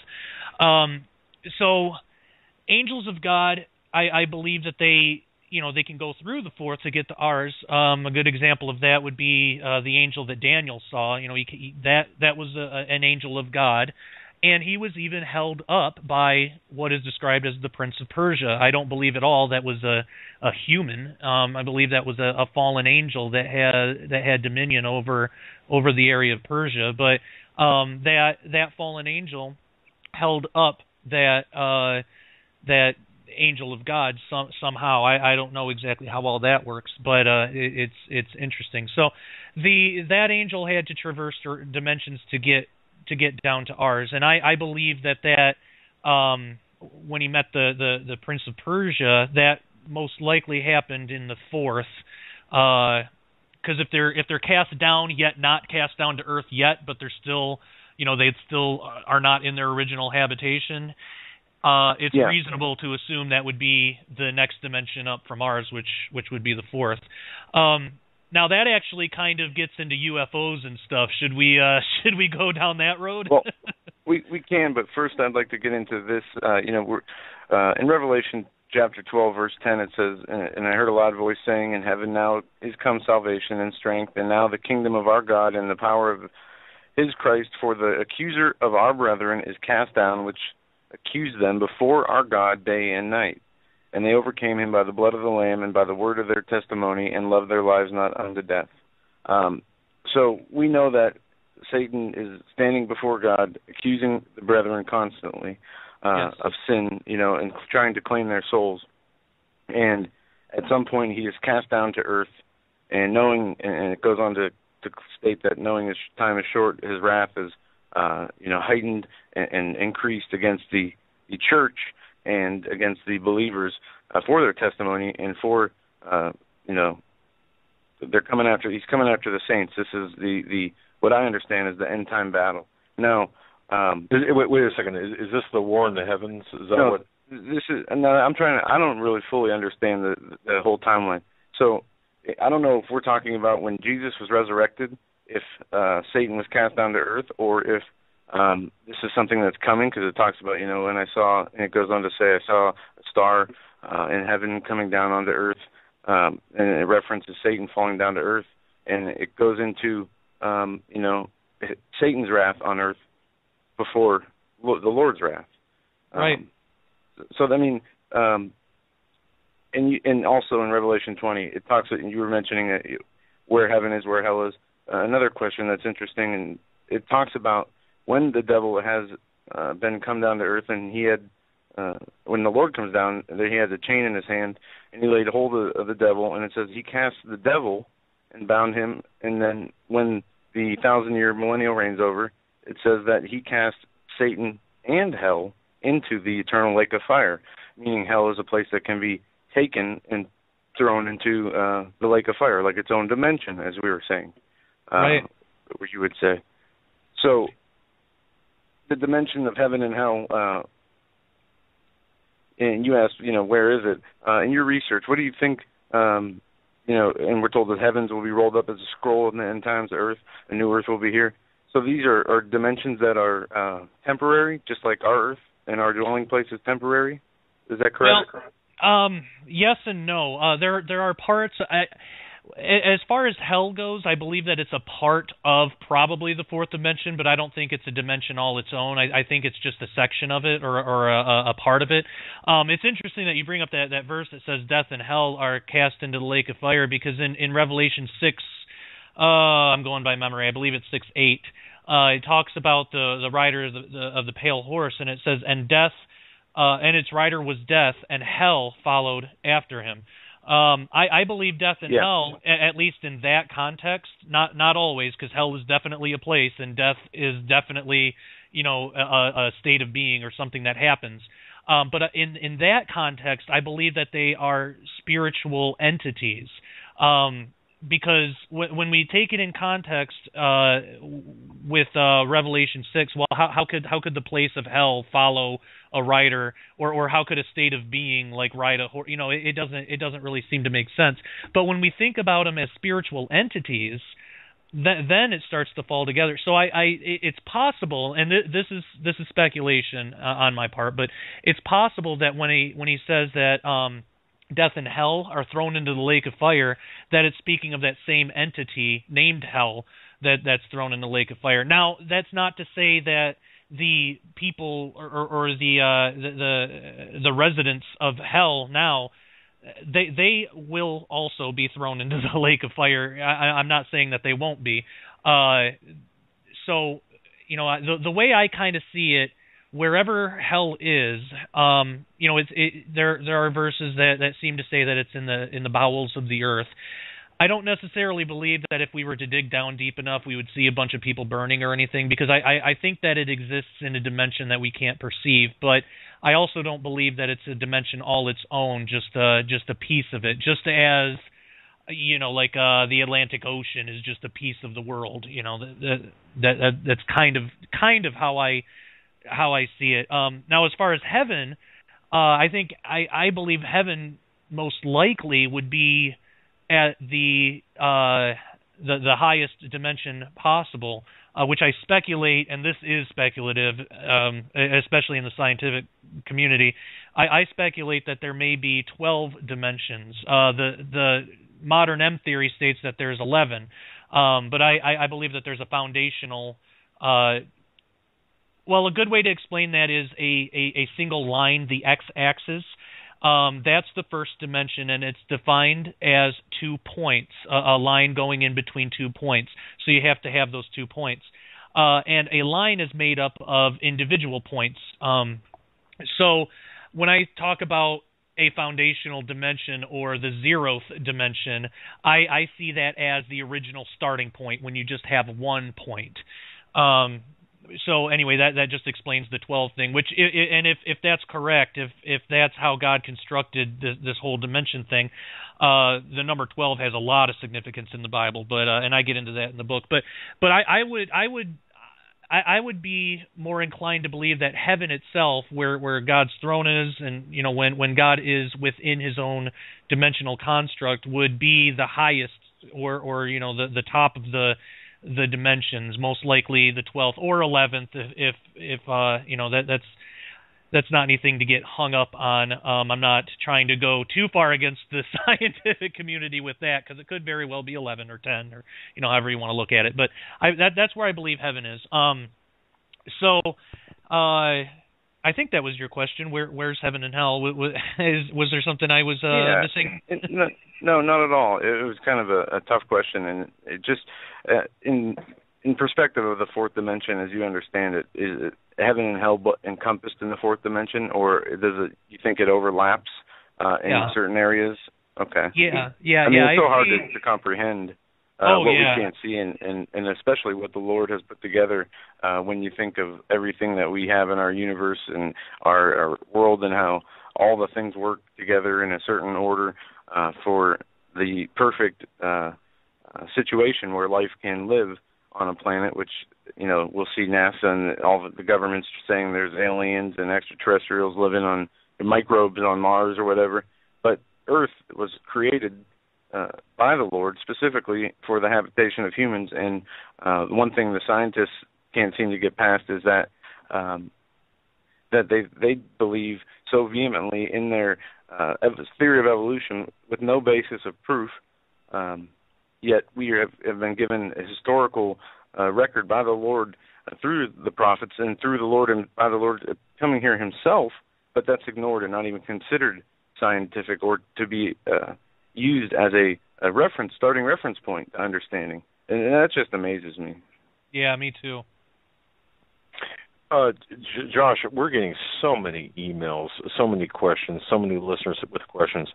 You had mentioned earlier about the garden. And if we can just go back in time and envision Adam and Eve prior to their disobedience, where they were able to exist in multiple dimensions, I do suspect that's the case, or at least have access to the multiple dimensions. A lot of people want you to go back, revisit what you said, or reference at least. So if you can, what was it like, based on your research and investigation, what was it like in the garden, and what would it be like for us had we to experience the garden? Yeah, absolutely, and this is one of the most interesting things. And this is research from my new book, Cherubim Chariots. I'm hoping to have out relatively shortly. But I was really interested in the cherubim specifically, and in the garden, because if we had access to all the dimensions, and if the cherubim still have access to all the dimensions, then what's the difference there? How do we look at the Garden of Eden? There had to have been something different or set apart from the garden from the rest of the world, because the rest of the world was corrupted by sin, as we know. Yet the garden, it doesn't seem to have been. And so this was something that I love talking about, and I haven't had much of an opportunity to yet. So I'm glad it came up, and I'm glad I can here. So we learned that after Adam and Eve had rebelled, that God expelled them from the Garden of Eden, and after that He placed cherubim in the garden to protect the tree of life. Genesis 3:24 says, "So He drove out the man, and He placed at the east of the Garden of Eden cherubims and a flaming sword which turned every way to keep the way of the tree of life." Now, an interesting thing to note that might describe an attribute of the Garden of Eden that is commonly overlooked can be found when we consider the word east. In the original text, in the original manuscript, the word east comes from the Hebrew word. I'm probably going to butcher this because I'm not a Hebrew scholar, so I will do my best. Kedem. And actually that has a double meaning. Most times it simply means east, just the direction. And on the surface, that would seem to be the appropriate translation. However, Kedem can also mean ancient, aforetime, earliest time, and beginning, among others. Such as in Deuteronomy 33:27, it says, the eternal God is thy refuge, and underneath are the everlasting arms. That word eternal comes from that same word kedem that's used for east in the garden. So that's describing God as eternal, and it conveys the idea that He is outside of time Himself, because He has no beginning or end. Of course He would be outside of time. He created time. He's not bound by His own construct. So this might help explain an aspect of creation that's not commonly considered. Earlier in the book of Genesis, we read about the attributes of the Garden of Eden. Genesis 2:8 says, "And the Lord God planted a garden eastward in Eden, and there He placed the man whom He had formed." The word planted comes from the Hebrew word nata, and also means established. Now, since the word eastward also comes from that word kedem, this could be conveying the idea that the garden itself was originally established in a place outside of time as we know it, and the fact that the garden had a beginning, that disqualifies it from being truly eternal, like how God is eternal, because there's no beginning or end. It at least had a beginning, but this could be showing that it originated from a state outside of the normal flow of time and dimension. So this could be an attempt to describe a place of different space-time than what we're familiar with. The Garden of Eden may have originated from a higher dimension. Now, if that's true, this could help explain further why Adam and Eve were expelled after the fall. There's a theory that we've talked about, and I like, that states before Adam and Eve fell, they had access to all dimensions of created space-time. And this theory states that at the time of the rebellion, a split in dimensions occurred. Adam and Eve were left fallen to the three dimensions of space and one of time that we're currently familiar with, and the rest of the higher dimensions became inaccessible. It's possible that was the purpose of the fruit of the tree of life. Just as a little quick side note on that. Before the fall, sorry, did I cut you off? No, I was just agreeing with you, and that's a great insight. We're not talking about what is plainly stated in the Bible, but we know that the Lord predestined to come down and die for our sins before He even established the world or the rest of the hierarchy of the angels. So obviously He knew what Satan was going to do. He knew the corruption that was going to come, and he made preparations to rectify it before he even created the humans, let alone who knows what else, you know? Yeah, absolutely, and I could not have said that better myself.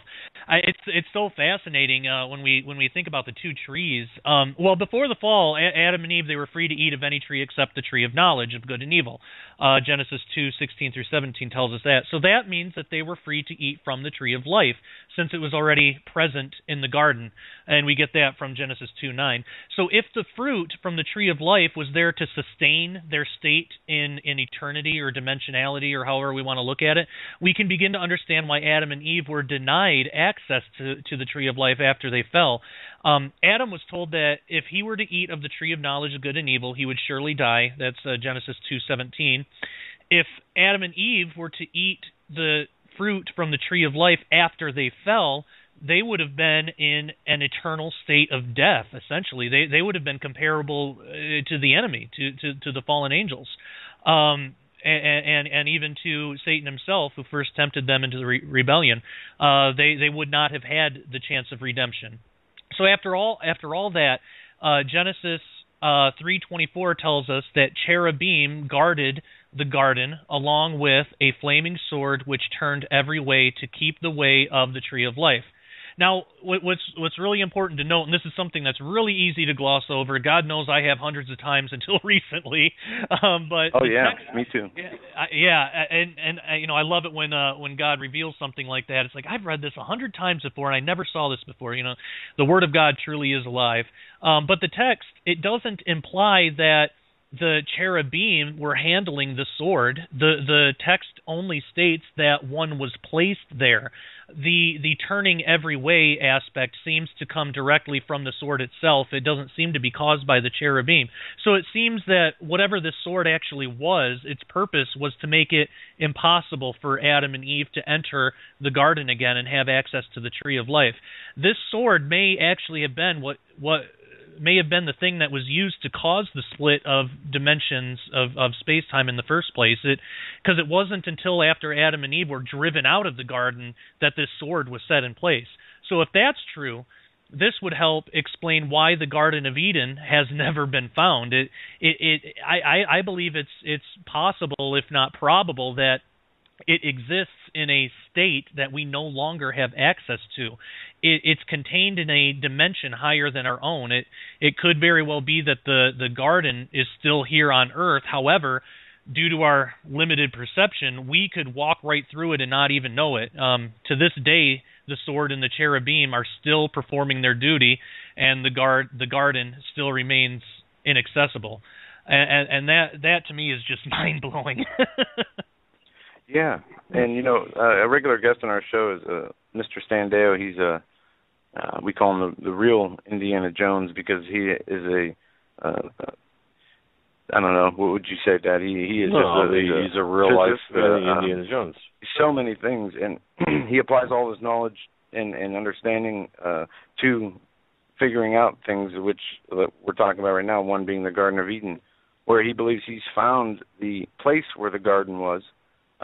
Doesn't claim that it's still there in any form or that it's not there, but it is interesting to listen to his research, and I'll have to send you some links to his information. But what you said great.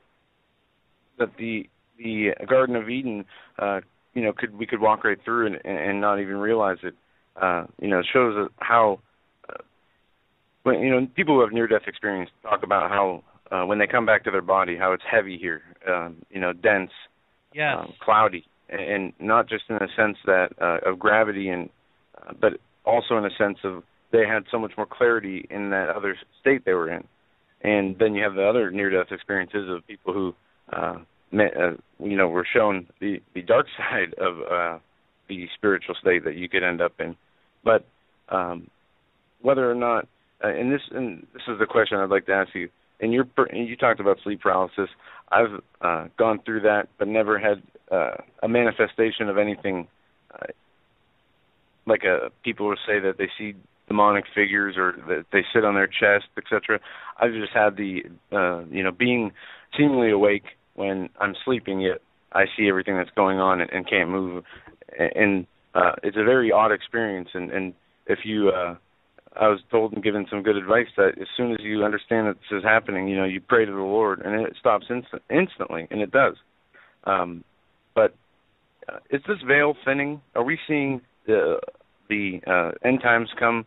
And we know that during the end times there's going to be many things that happen, but is the veil between the spiritual world and our physical world thinning for those who are chosen to see?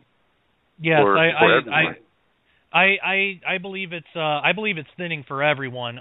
But the ones who are chosen to see are more susceptible to its effects. And that's something that I questioned for a long time. Why me? Because I used to have sleep paralysis all the time. I don't really get it much anymore. Because through what we talked about earlier, spiritual warfare, it's rare that it ever happens anymore. But I used to get it all the time, and I really questioned God on that, because up until that point, I never saw anything good. It was only just really evil, demonic stuff. And I wondered, why is this happening to me? What am I doing wrong that's causing this? And that was really the wrong way to think. Well, actually, in some ways that was the right way to think, but it ultimately wasn't exactly right. There were things that I was doing, such as taking narcotics and things that would progress that. But there were times that I wouldn't do anything really, like that, and it would still happen. Like when I was a child.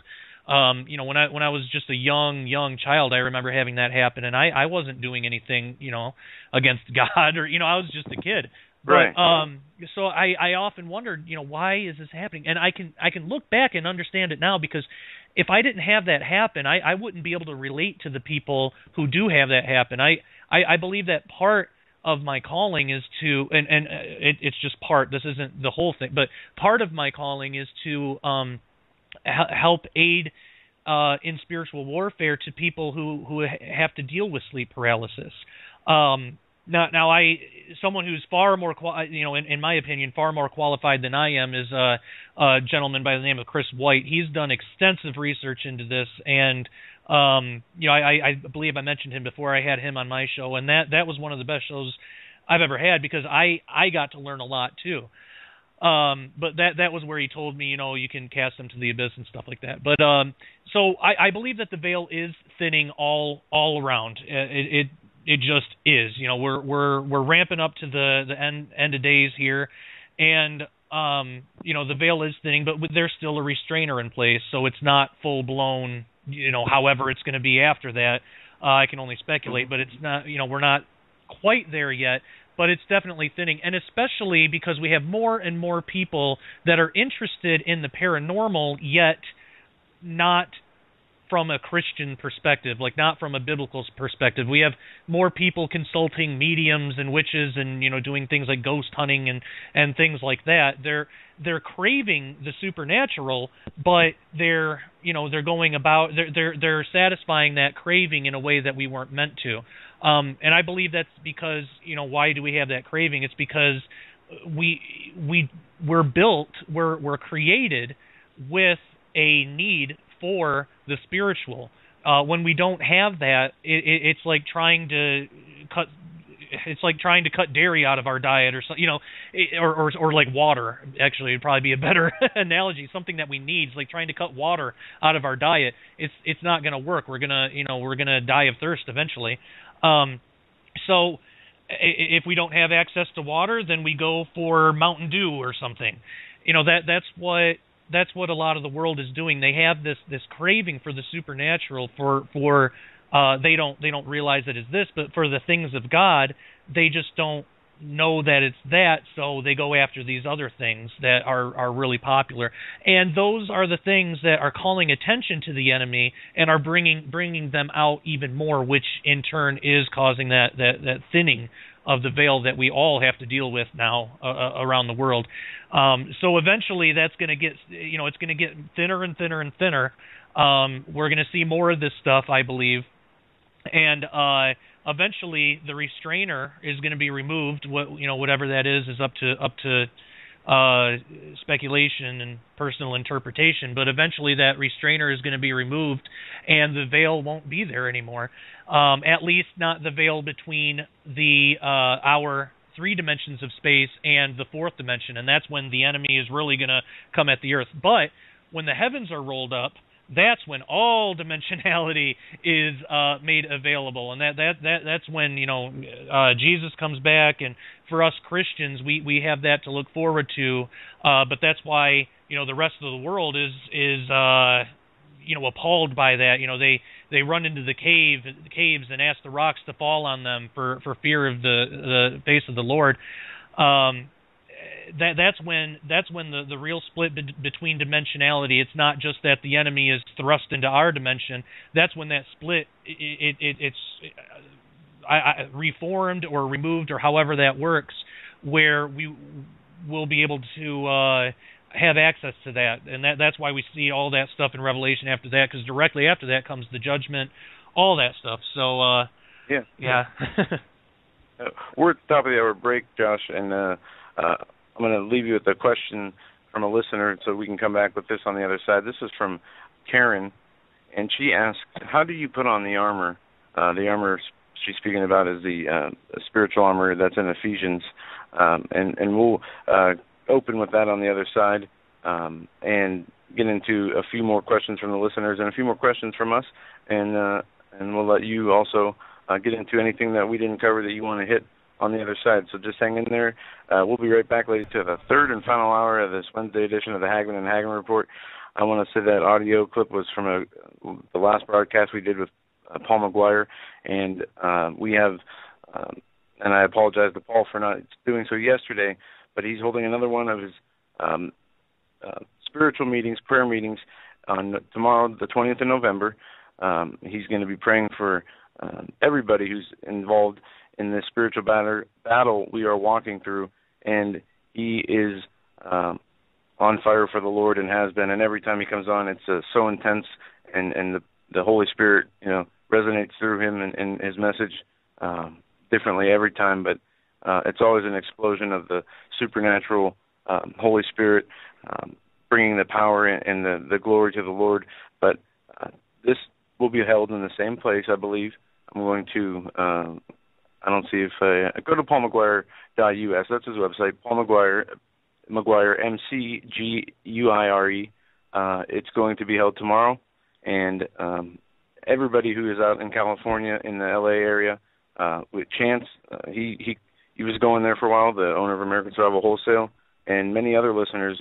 Paul McGuire has stated that many listeners have attended. So if you're in that area and you haven't, and you've wanted to, and you've been thinking about it, go to paulmcguire.us, get the information of where this is at, and we'll put this up on the website, the address, before the end of the night, because I know we do have it, just not right in front of us. But with that, our guest tonight is Josh Peck, and he is a author, as those of you who have joined us late, and also a radio show host that we met in Columbus at the Prophecy Forum conference.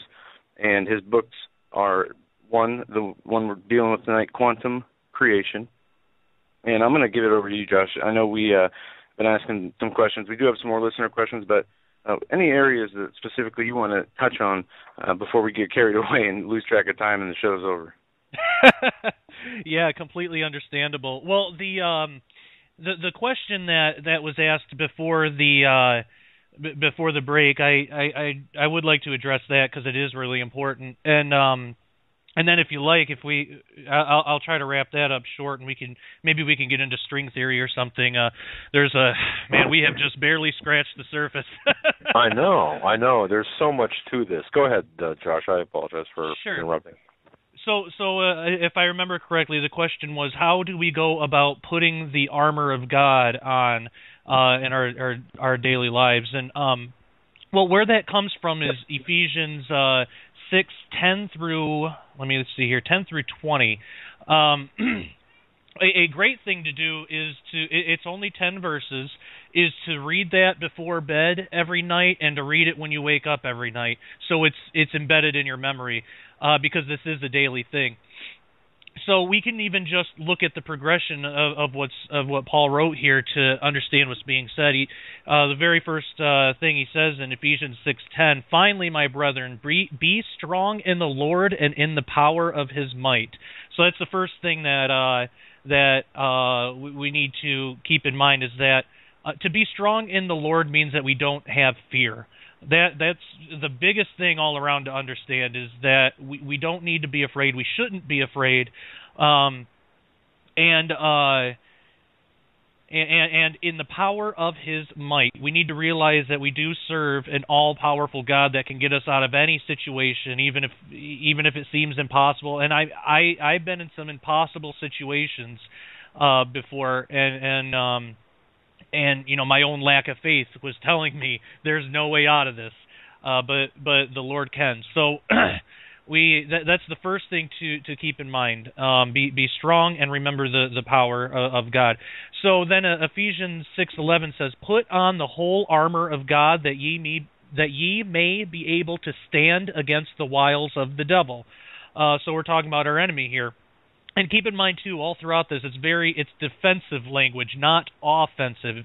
All throughout here, we'll see that it says stand a lot. And that I actually have to give credit to Derek Gilbert for bringing that to my attention. The very first time I was on his show, View from the Bunker, we were talking about my book Disclosure, and in that I talk a lot about spiritual warfare and things like that. And he brought that to my attention, which I wasn't aware of before that, and I'm very thankful that he did, because I've been using that ever since. So, Derek, if you're listening, thank you. Okay, so then we get into Ephesians 6:12. Now, this is a really important verse to understand, because it tells us who our enemy is and who we need to be defending against. It says, "For we wrestle not against flesh and blood, but against principalities, against powers, against the rulers of the darkness of this world, against spiritual wickedness in high places." So we are not to fight amongst ourselves. I mean, that's going to happen. We do that anyway because we're human, but that's not the intent.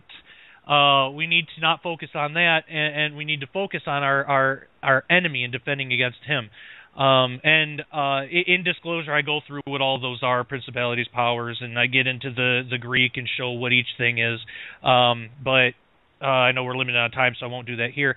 The next verse, "Wherefore take unto you the whole armor of God, that ye may be able to withstand in the evil day, and having done all, to stand." So there are those words again, stand, withstand in the evil day. So it's a defensive thing, and it says, "Take unto you the whole armor of God." So this is a daily thing that we need to be doing.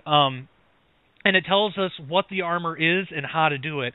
I'm not going to go through all of this because that would take up the rest of the time, but we can use the next verse as an example for the rest. It says, "Stand therefore, having your loins girt about with truth, and having on the breastplate of righteousness." So what does that mean to be righteous? You're righteous if you're obedient to God. So having on the breastplate of righteousness means be obedient to God, do your best to do what He says. And then having your loins girt about with truth, make sure you're walking in the truth. Don't accept anything that's not truth, and don't say anything that's not truth. And that's a daily thing. Now, what some people do, and I like this tactic because it helps get this in our minds, because this is a daily thing. Some people will actually go through the process of these 10 verses and pray with it, or will even say something like, "In the name of Jesus, I'm putting on my breastplate of righteousness to walk through this day," or they'll pray and say, "God, help me to be girt with the truth," something like that. And that's a really good way. We can do that daily, and really we should do that daily until we have these 10 verses memorized, because every time we wake up, every time we go out into the world, just every moment in existence, we are engaged in a spiritual battle, in a spiritual war, and we need to have on our armor. So that's how we put on the armor of God. It's just basically realizing what these things are and fulfilling their purpose. All right. So when do we take it off? Never. I'm kidding. You don't ever want to take it off. Exactly, and that's the point. This is not something that we have time, for debate. We need to be nourished in prayer and in fasting, and when we do these things and we do them from the leading of the Lord, they are purposeful, and it's very important. But these spiritual battles, and we can't express enough how important it is that we are ready, because even though the world might not end tomorrow, as we say, our world might end tomorrow, your world might end tomorrow from some unknown, unforeseen thing that is just a happening of life. And, we have to be ready in instant, no matter what season it is, as the Scripture says, and that's not in the proper context, or in the proper terminology they use. But we need to be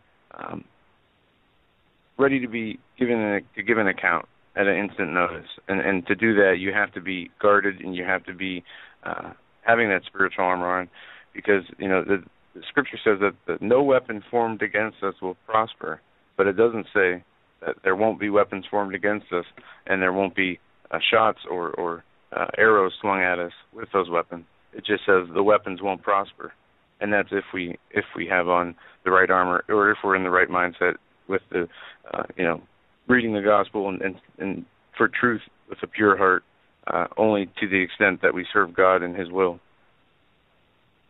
Absolutely. Exactly. Yeah. Now, Josh, there are so many questions that need to be answered, I think, or that we've got. We're just inundated. There's no way, folks, that we can get to all of your questions. But give us a kind of a Cliff Notes version of your findings when it comes to the different dimensions, the angels, whoever resides in the different dimensions, what dimensional terrors, the thinning of the veil and the ripping of the veil between the dimensions would look like. Just kind of give us a real kind of a big push into your research, your findings about the different dimensions, and what we can expect to see as the days grow shorter. Sure. Well, the Cliff Notes version is just basically that the fourth spatial dimension is all around us, and it is inhabited by intelligent beings, and those beings I would recognize as mostly fallen angels and demons are there too. Now, there are times that God's angels will traverse dimensions to get to us or to do whatever God has them doing, but their habitation is in heaven with God. That is, I believe, most likely the highest in the dimensional construct. I theorize in the book that there are at least 11, maybe as many as 12 dimensions in existence. And if that's the case, I believe that heaven itself would be the top, the 12th. So what is residing in the fourth spatial dimension, I believe, Jesus said when the apostles came back to him, and again, I'm going to paraphrase here, but basically said, hey, look what we can do now. The demons and have to obey us. We were able to cast them out, and they were really surprised by that and excited. And then Jesus said that he saw Satan fall as lightning from heaven. And there are a lot of different interpretations of what he was talking about there and what he was referring to. And one that I like says that when Satan saw that this was happening, that people were casting these things out, he came down to kind of see what was happening. But another thing to think about is that possibly might be a description of when he was cast down to what I would recognize as the fourth spatial dimension. And so we have our enemy residing there, and they can breach through into our own dimension, maybe not always bodily, but they have access to these portals. A lot of times we create them ourselves, but they can slip through and kind of mess up our lives if we allow them to. So that's basically who resides in in my opinion, in the fourth spatial dimension. Jude tells us that they left their original habitation. I believe that the fourth spatial is their new habitation. That's kind of where they're stuck. And in the future, what we're going to see when Satan is cast to the earth, I believe that's when it will be. They won't even have access to or they won't be residing in the fourth dimension anymore. They may still have access to it, but that won't be their habitation anymore. At that time, Earth, physical reality that we experience every day, will be their habitation, and that will be a very frightening time. So I believe that's why. That doesn't sound good. Sorry, but that doesn't sound good. Oh. By the way, is this okay? Portals, and I remember Steve Quayle saying you've got to watch. I think it was Steve saying you've got to watch at least the first part of the movie. I think it was Hellboy. I don't remember exactly what it was, but Josh, weren't the Nazis experimenting with portals and dimensions and all of this that we're talking about? Yes, or am I off base? I'm sorry. No, yeah. Am I off base with that? No, not at all. No, you're absolutely right. And I believe they were trying to recreate the what Nimrod was doing in the Tower of Babel, which that's a whole other thing in itself. But when we look at the Hebrew of that, the Tower of Babel account, it seems that it seems to say, and I get into this in disclosure, it seems to say that Nimrod, for one thing, he became something that he wasn't originally. He started off as human but became something else. I theorize some sort of hybrid, but he was also trying to access the heavens, I believe, to call the false gods back that they were worshiping at the time. And in doing so, and a means to do that, I believe he was trying to open a portal. Whether that was some sort of ancient technology or some sort of occult thing, I really don't know. But he was trying to do that, and I believe the Nazis were trying to do that as well from more of a technological standpoint, because they were definitely steeped in the occult.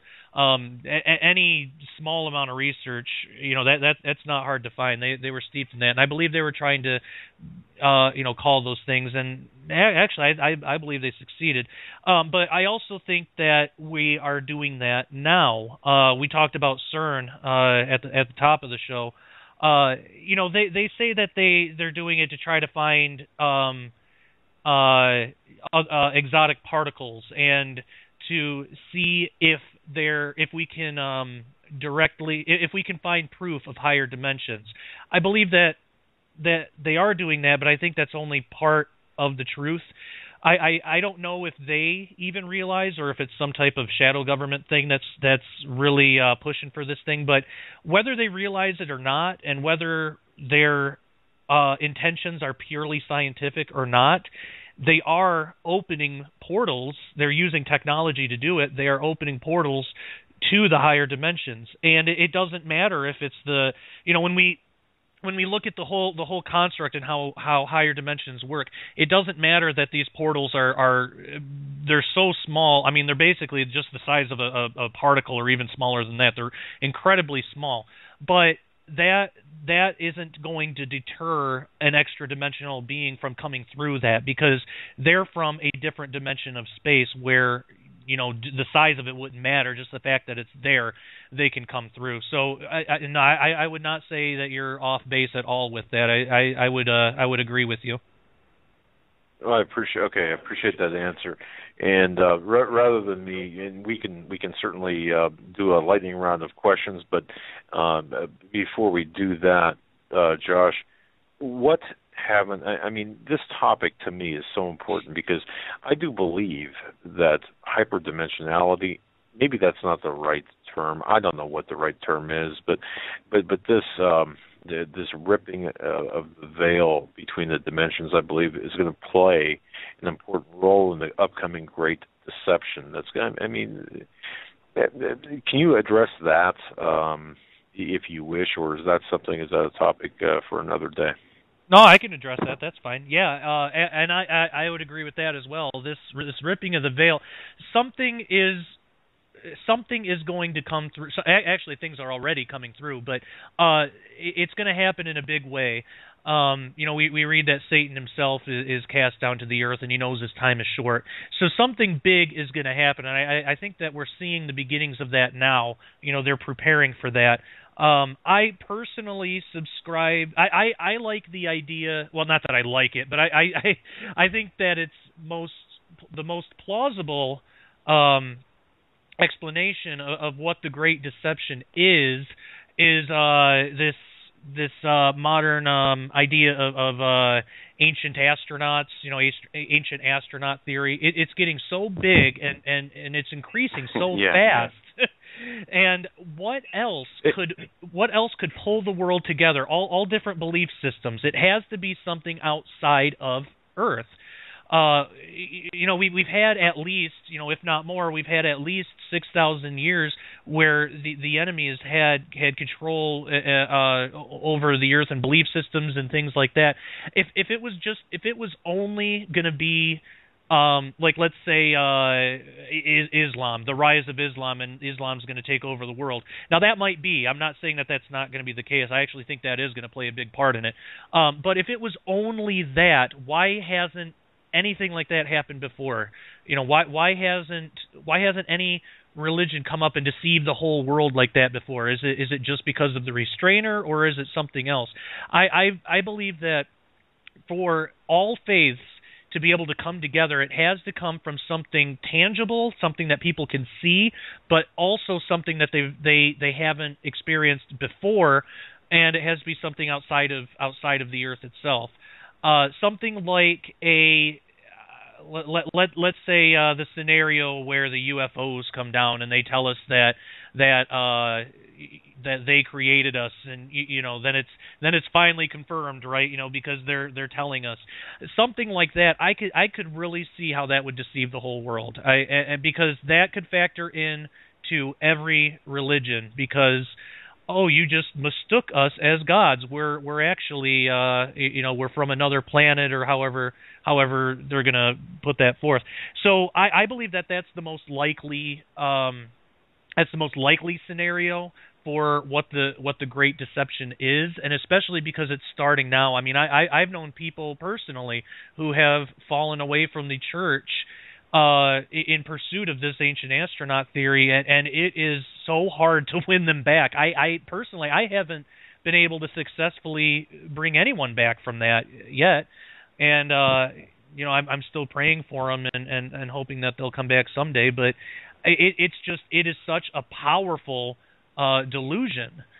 So I believe that would probably be the most likely scenario. All right. What really bothers me about the ancient astronaut theorists is they take the word of the Bible, they take the word of the Lord, and they conform everything to, and it all boils down to the same thing. Well, what if what is being described in the Bible is some type of ancient alien that's watching over us? I mean, it's the same concept. They're just applying a different perception to it without any lack of proof, and it just boggles my mind. And people are eating it up. Absolutely. I'm going to ask you a question way off topic. Okay, this is about the Pope. Sure. Two questions, actually. One is about, I saw an article today, the Pope is going to be visiting the United States on the 70th anniversary of the United Nations. He's going to visit the United Nations and then Washington, D.C., and meet with Obama. His first visit to the U.S. Oh, Do you see any kind of, or you get any kind of hit off that, whether this is a sign, a omen, or this is just a normal visit? Well, whatever it is, I don't imagine it's going to be any good. This is the first that I've heard about it. Did they say what their or whatever is whatever they put out there? But did they say what the purpose of it was, or is it just a meet and greet kind of thing, or did they say that in the article? Let me pull up this article, and it's to announce something here, and I'm waiting for this link to load up. It is from the Catholic News Agency. They say the Pope's coming here in 2015 in September to meet with the World Meeting of Families in Philadelphia. Wait a minute. Oh, September 2015. September of 2015. Okay. He says, I wish to conform, if God wills it, that in September 2015 I will go to Philadelphia for the 8th World Meeting of Families. He announced at the Vatican on November 17th. And he goes on to say that it'll be a meeting from the September 22nd to the 27th, and they expect about 1 million, but he'll also be going to visit President Obama at the White House. But this comes upon the 70th anniversary of the founding of the United Nations, and it says in parentheses, this is an ideal time for the papal visit and Archbishop to come to the United States on the 70th anniversary of the United Nations. Wow. Well, yeah. If it's on the anniversary of the United Nations, then I'm sure it's going to have something to do with world government. You know, we all need to learn to coexist. That type of thing that the UN has put in place for us. So, and you know, I firmly believe that any type of one world government outside of Jesus is satanic. You know, it has to be. Yeah, and I mean that even goes right back to Nimrod, like we mentioned before. But yeah, I would that's something I'm going to have to keep my eyes on for sure. I'm sure it's not anything godly or good. Okay. And the second part to this, there's a second part, and this is from a listener who wants to know your take on the Council of Religion, and you kind of answered this in the first, but there's a little bit more. What do you think about the Council of Religion that the Pope is trying to organize, reaching out to people like Joel Osteen and going through with the interfaith agenda? Well, it's definitely satanic in nature under the guise of being something good, because, you know, when we think about, well, tolerance and, you know, we all live in peace, isn't that a good thing?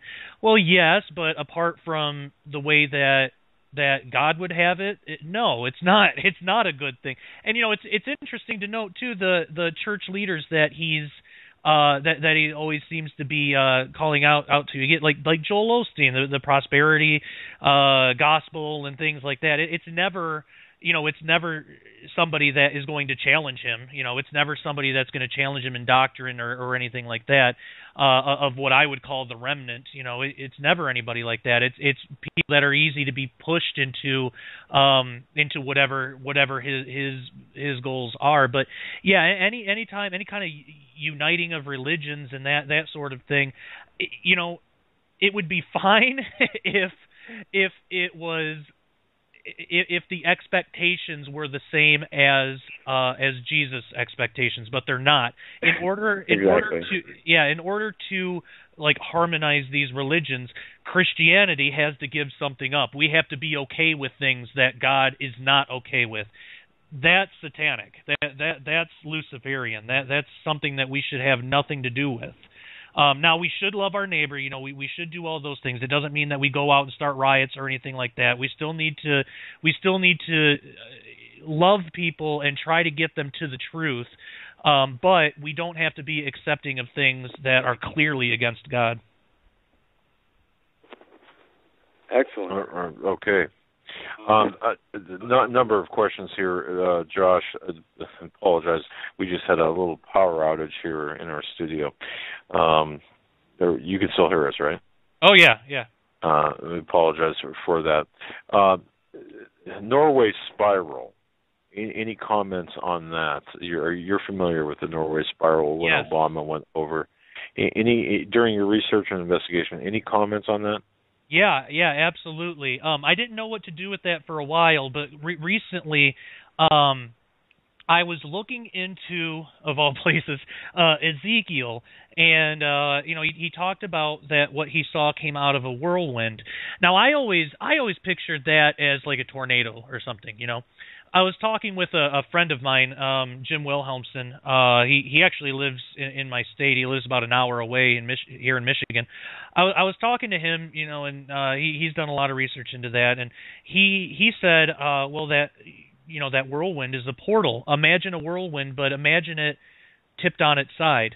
And right when he said that, I instantly thought Norway spiral, because that's exactly what it looks like. And I even wrote a blog about it called Unfolding Angels, which that on my blog that talks about Ezekiel's vision with the idea of extra dimensions and all that stuff. But yeah, things from higher dimensions have to have a way to get here, and all throughout the Bible we read about this whirlwind thing. I don't believe that necessarily has to be a traditional tornado like we would see. Every time we get a tornado, we don't have demons flying out of them that I know of. But I think it's something unique. I think it's something that this whirlwind that is described. I think that was just the best way that he could describe it. But I believe that it's somehow a portal to higher dimensions. Now, in Ezekiel, it was straight from heaven. Something good came through. Obviously, we have God on the throne and the cherubim, but I believe that the same type of event, we could see that when the enemy comes through as well. Sometimes we don't always have to see it, but I believe that Norway Spiral was kind of a big show for the enemies to say we're here, we're coming through. But of course they're not gonna show themselves as the enemy, Satan and fallen angels. It's more, along the lines of like aliens and things like that. As far as I know, nothing was reported as coming through, but that doesn't mean that it wasn't an open doorway, and that doesn't necessarily mean that nothing came through. Something extra dimensional that we couldn't see could have easily come through, or have even been cloaked. So yeah, that whole Norway Spiral thing is such an interesting topic. Okay. Well, you mentioned something that's kind of near and dear to my heart in terms of my investigation and research, and that's the whirlwind. And I'm going to just take it one step further. The angel of the whirlwind. It was on January 20th of 2001 when George W. Bush, during his first inaugural address, when he was facing the Washington Monument, the obelisk there, he referred to an angel that rides in the whirlwind and directs this storm. Now, right, yeah.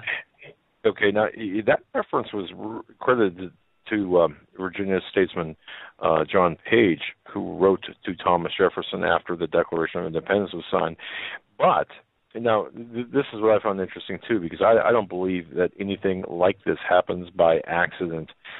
5 weeks after the inaugural address, and this happened on Wednesday, February 28th of 2001, there was a congressman, Major R. Owens of New York. He stood before the House of Representatives and prayed to the angel in the whirlwind. Here we go again. Okay. Wow. Now he asked for the spiritual force to guide the future and fate of the United States. And here's where it gets really kind of squirrely in my view. 28 weeks later, for a total of, now listen to this, 33 weeks from the date of the inaugural, and we know that 33 is a number that's extremely important to mysticism and occult fraternities. Oh, yeah.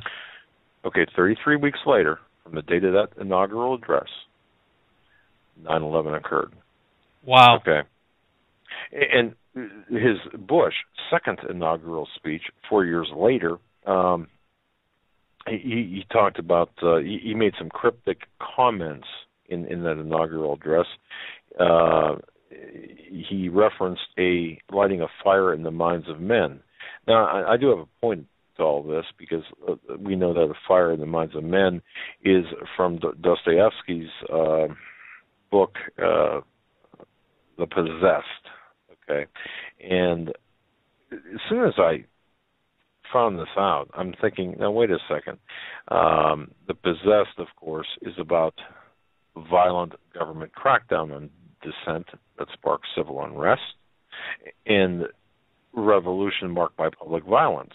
And fire in the minds of men, I can go on, but the fact of the matter is, you had mentioned the whirlwind, and I just added angels in the whirlwind. Could this not be something more? I mean, a celebratory type of rite of ushering in the dark side. And I'm not ascribing anything to Bush necessarily or to anyone else. I'm just saying that it just seems like much more than a coincidence. Any comments on that? Yeah, I definitely, I would agree with that. Whether they realize it or not, praying to the angel in the whirlwind, that to me screams of praying to the principality that's over this nation, and it's not anything good.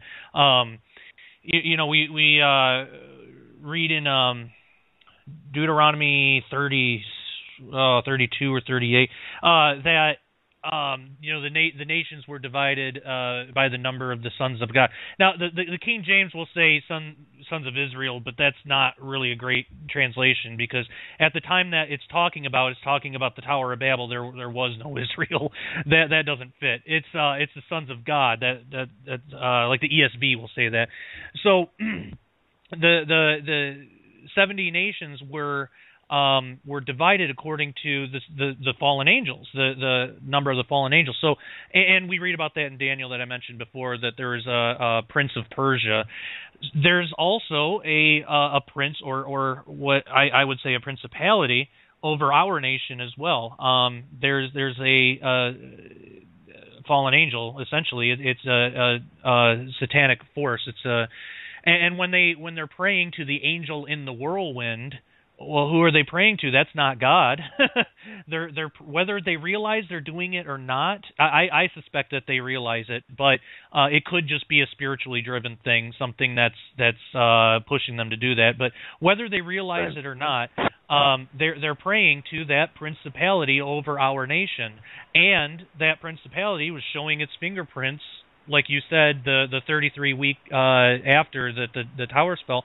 Well, why specifically that? Because that just screams of that principality that's over our nation, especially when we look into things like the Illuminati and the Masons, especially. When we look into that. Those are just other derivatives of this principality, but yeah, that's what I believe is going on, and I suspect they know full well what they're doing. And this goes to, you mentioned Freemasonry, and I mean there's ties here between Freemasonry, the Skull and Bones, and so on. George Bush is a member, of course, but there's also the discussion of Mariah conquering wind, and that, of course, is a title by which the occultists, if you will, the elite, identify themselves. Mariah, the ancient term, and in its connection to divine wind as a vehicle for God and angelic war. It's important to apocalyptic and mystical literature, to say the least. So what we're talking about here, what we've been talking about here, is, and again, correct me if I'm mistaken or taking what you're saying out of context, but I think what we're talking here is really at some level, our leadership on a global scale is tapping into, or could very well be tapping into, some sort of esoteric type of power, multidimensional or intradimensional, extra-dimensional, whatever you want, however you want to describe it.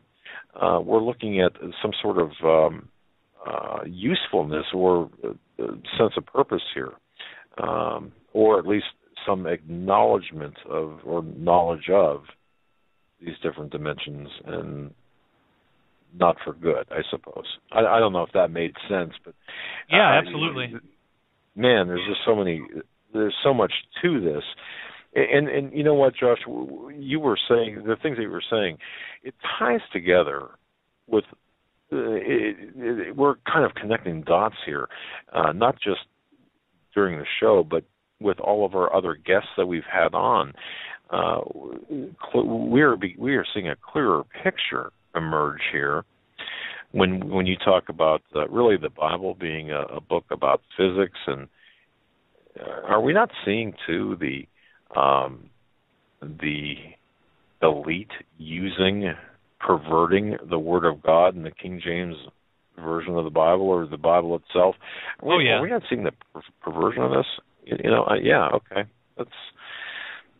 There's just so much here. Yeah, no kidding. It's amazing. We've only got about 8 minutes left of our program. We're going to give you the floor, Josh.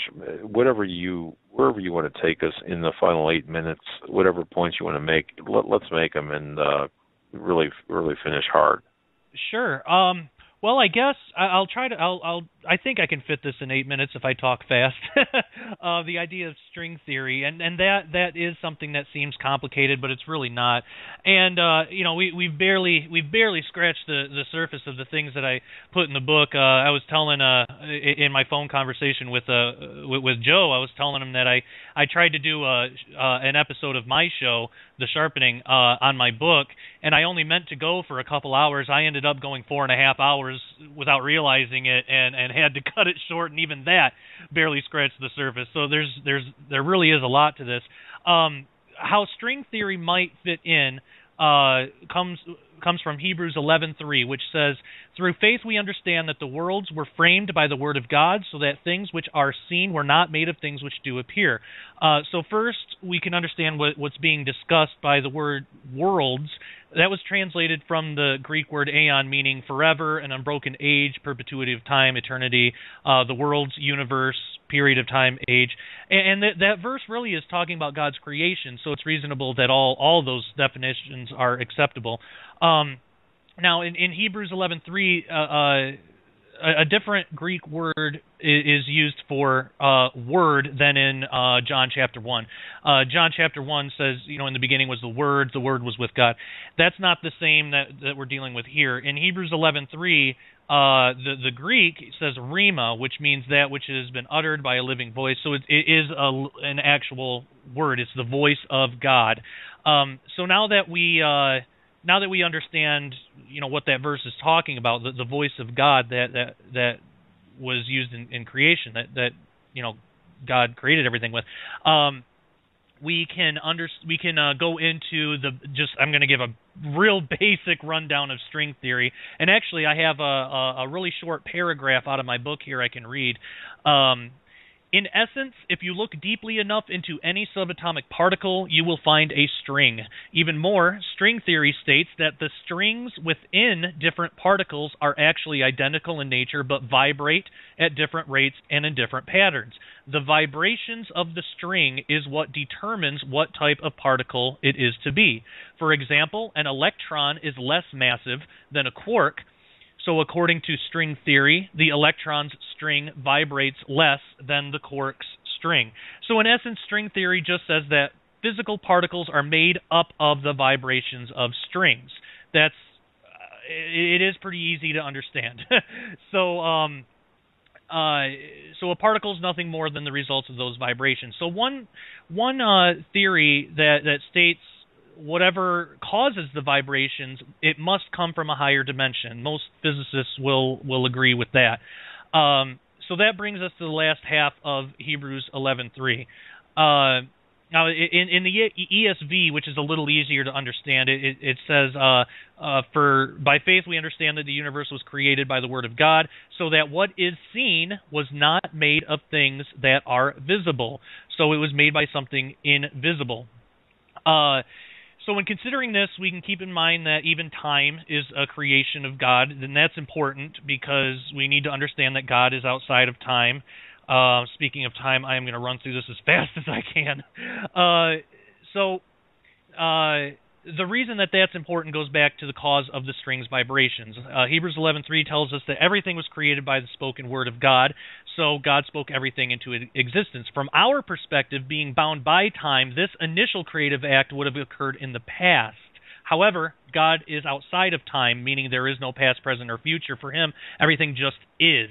Everything is known and seen just as clearly as everything else. So the ultimate conclusion that we can come to with this, and there's so much more to this, but I'm trying to wrap it up fast, is that Sure.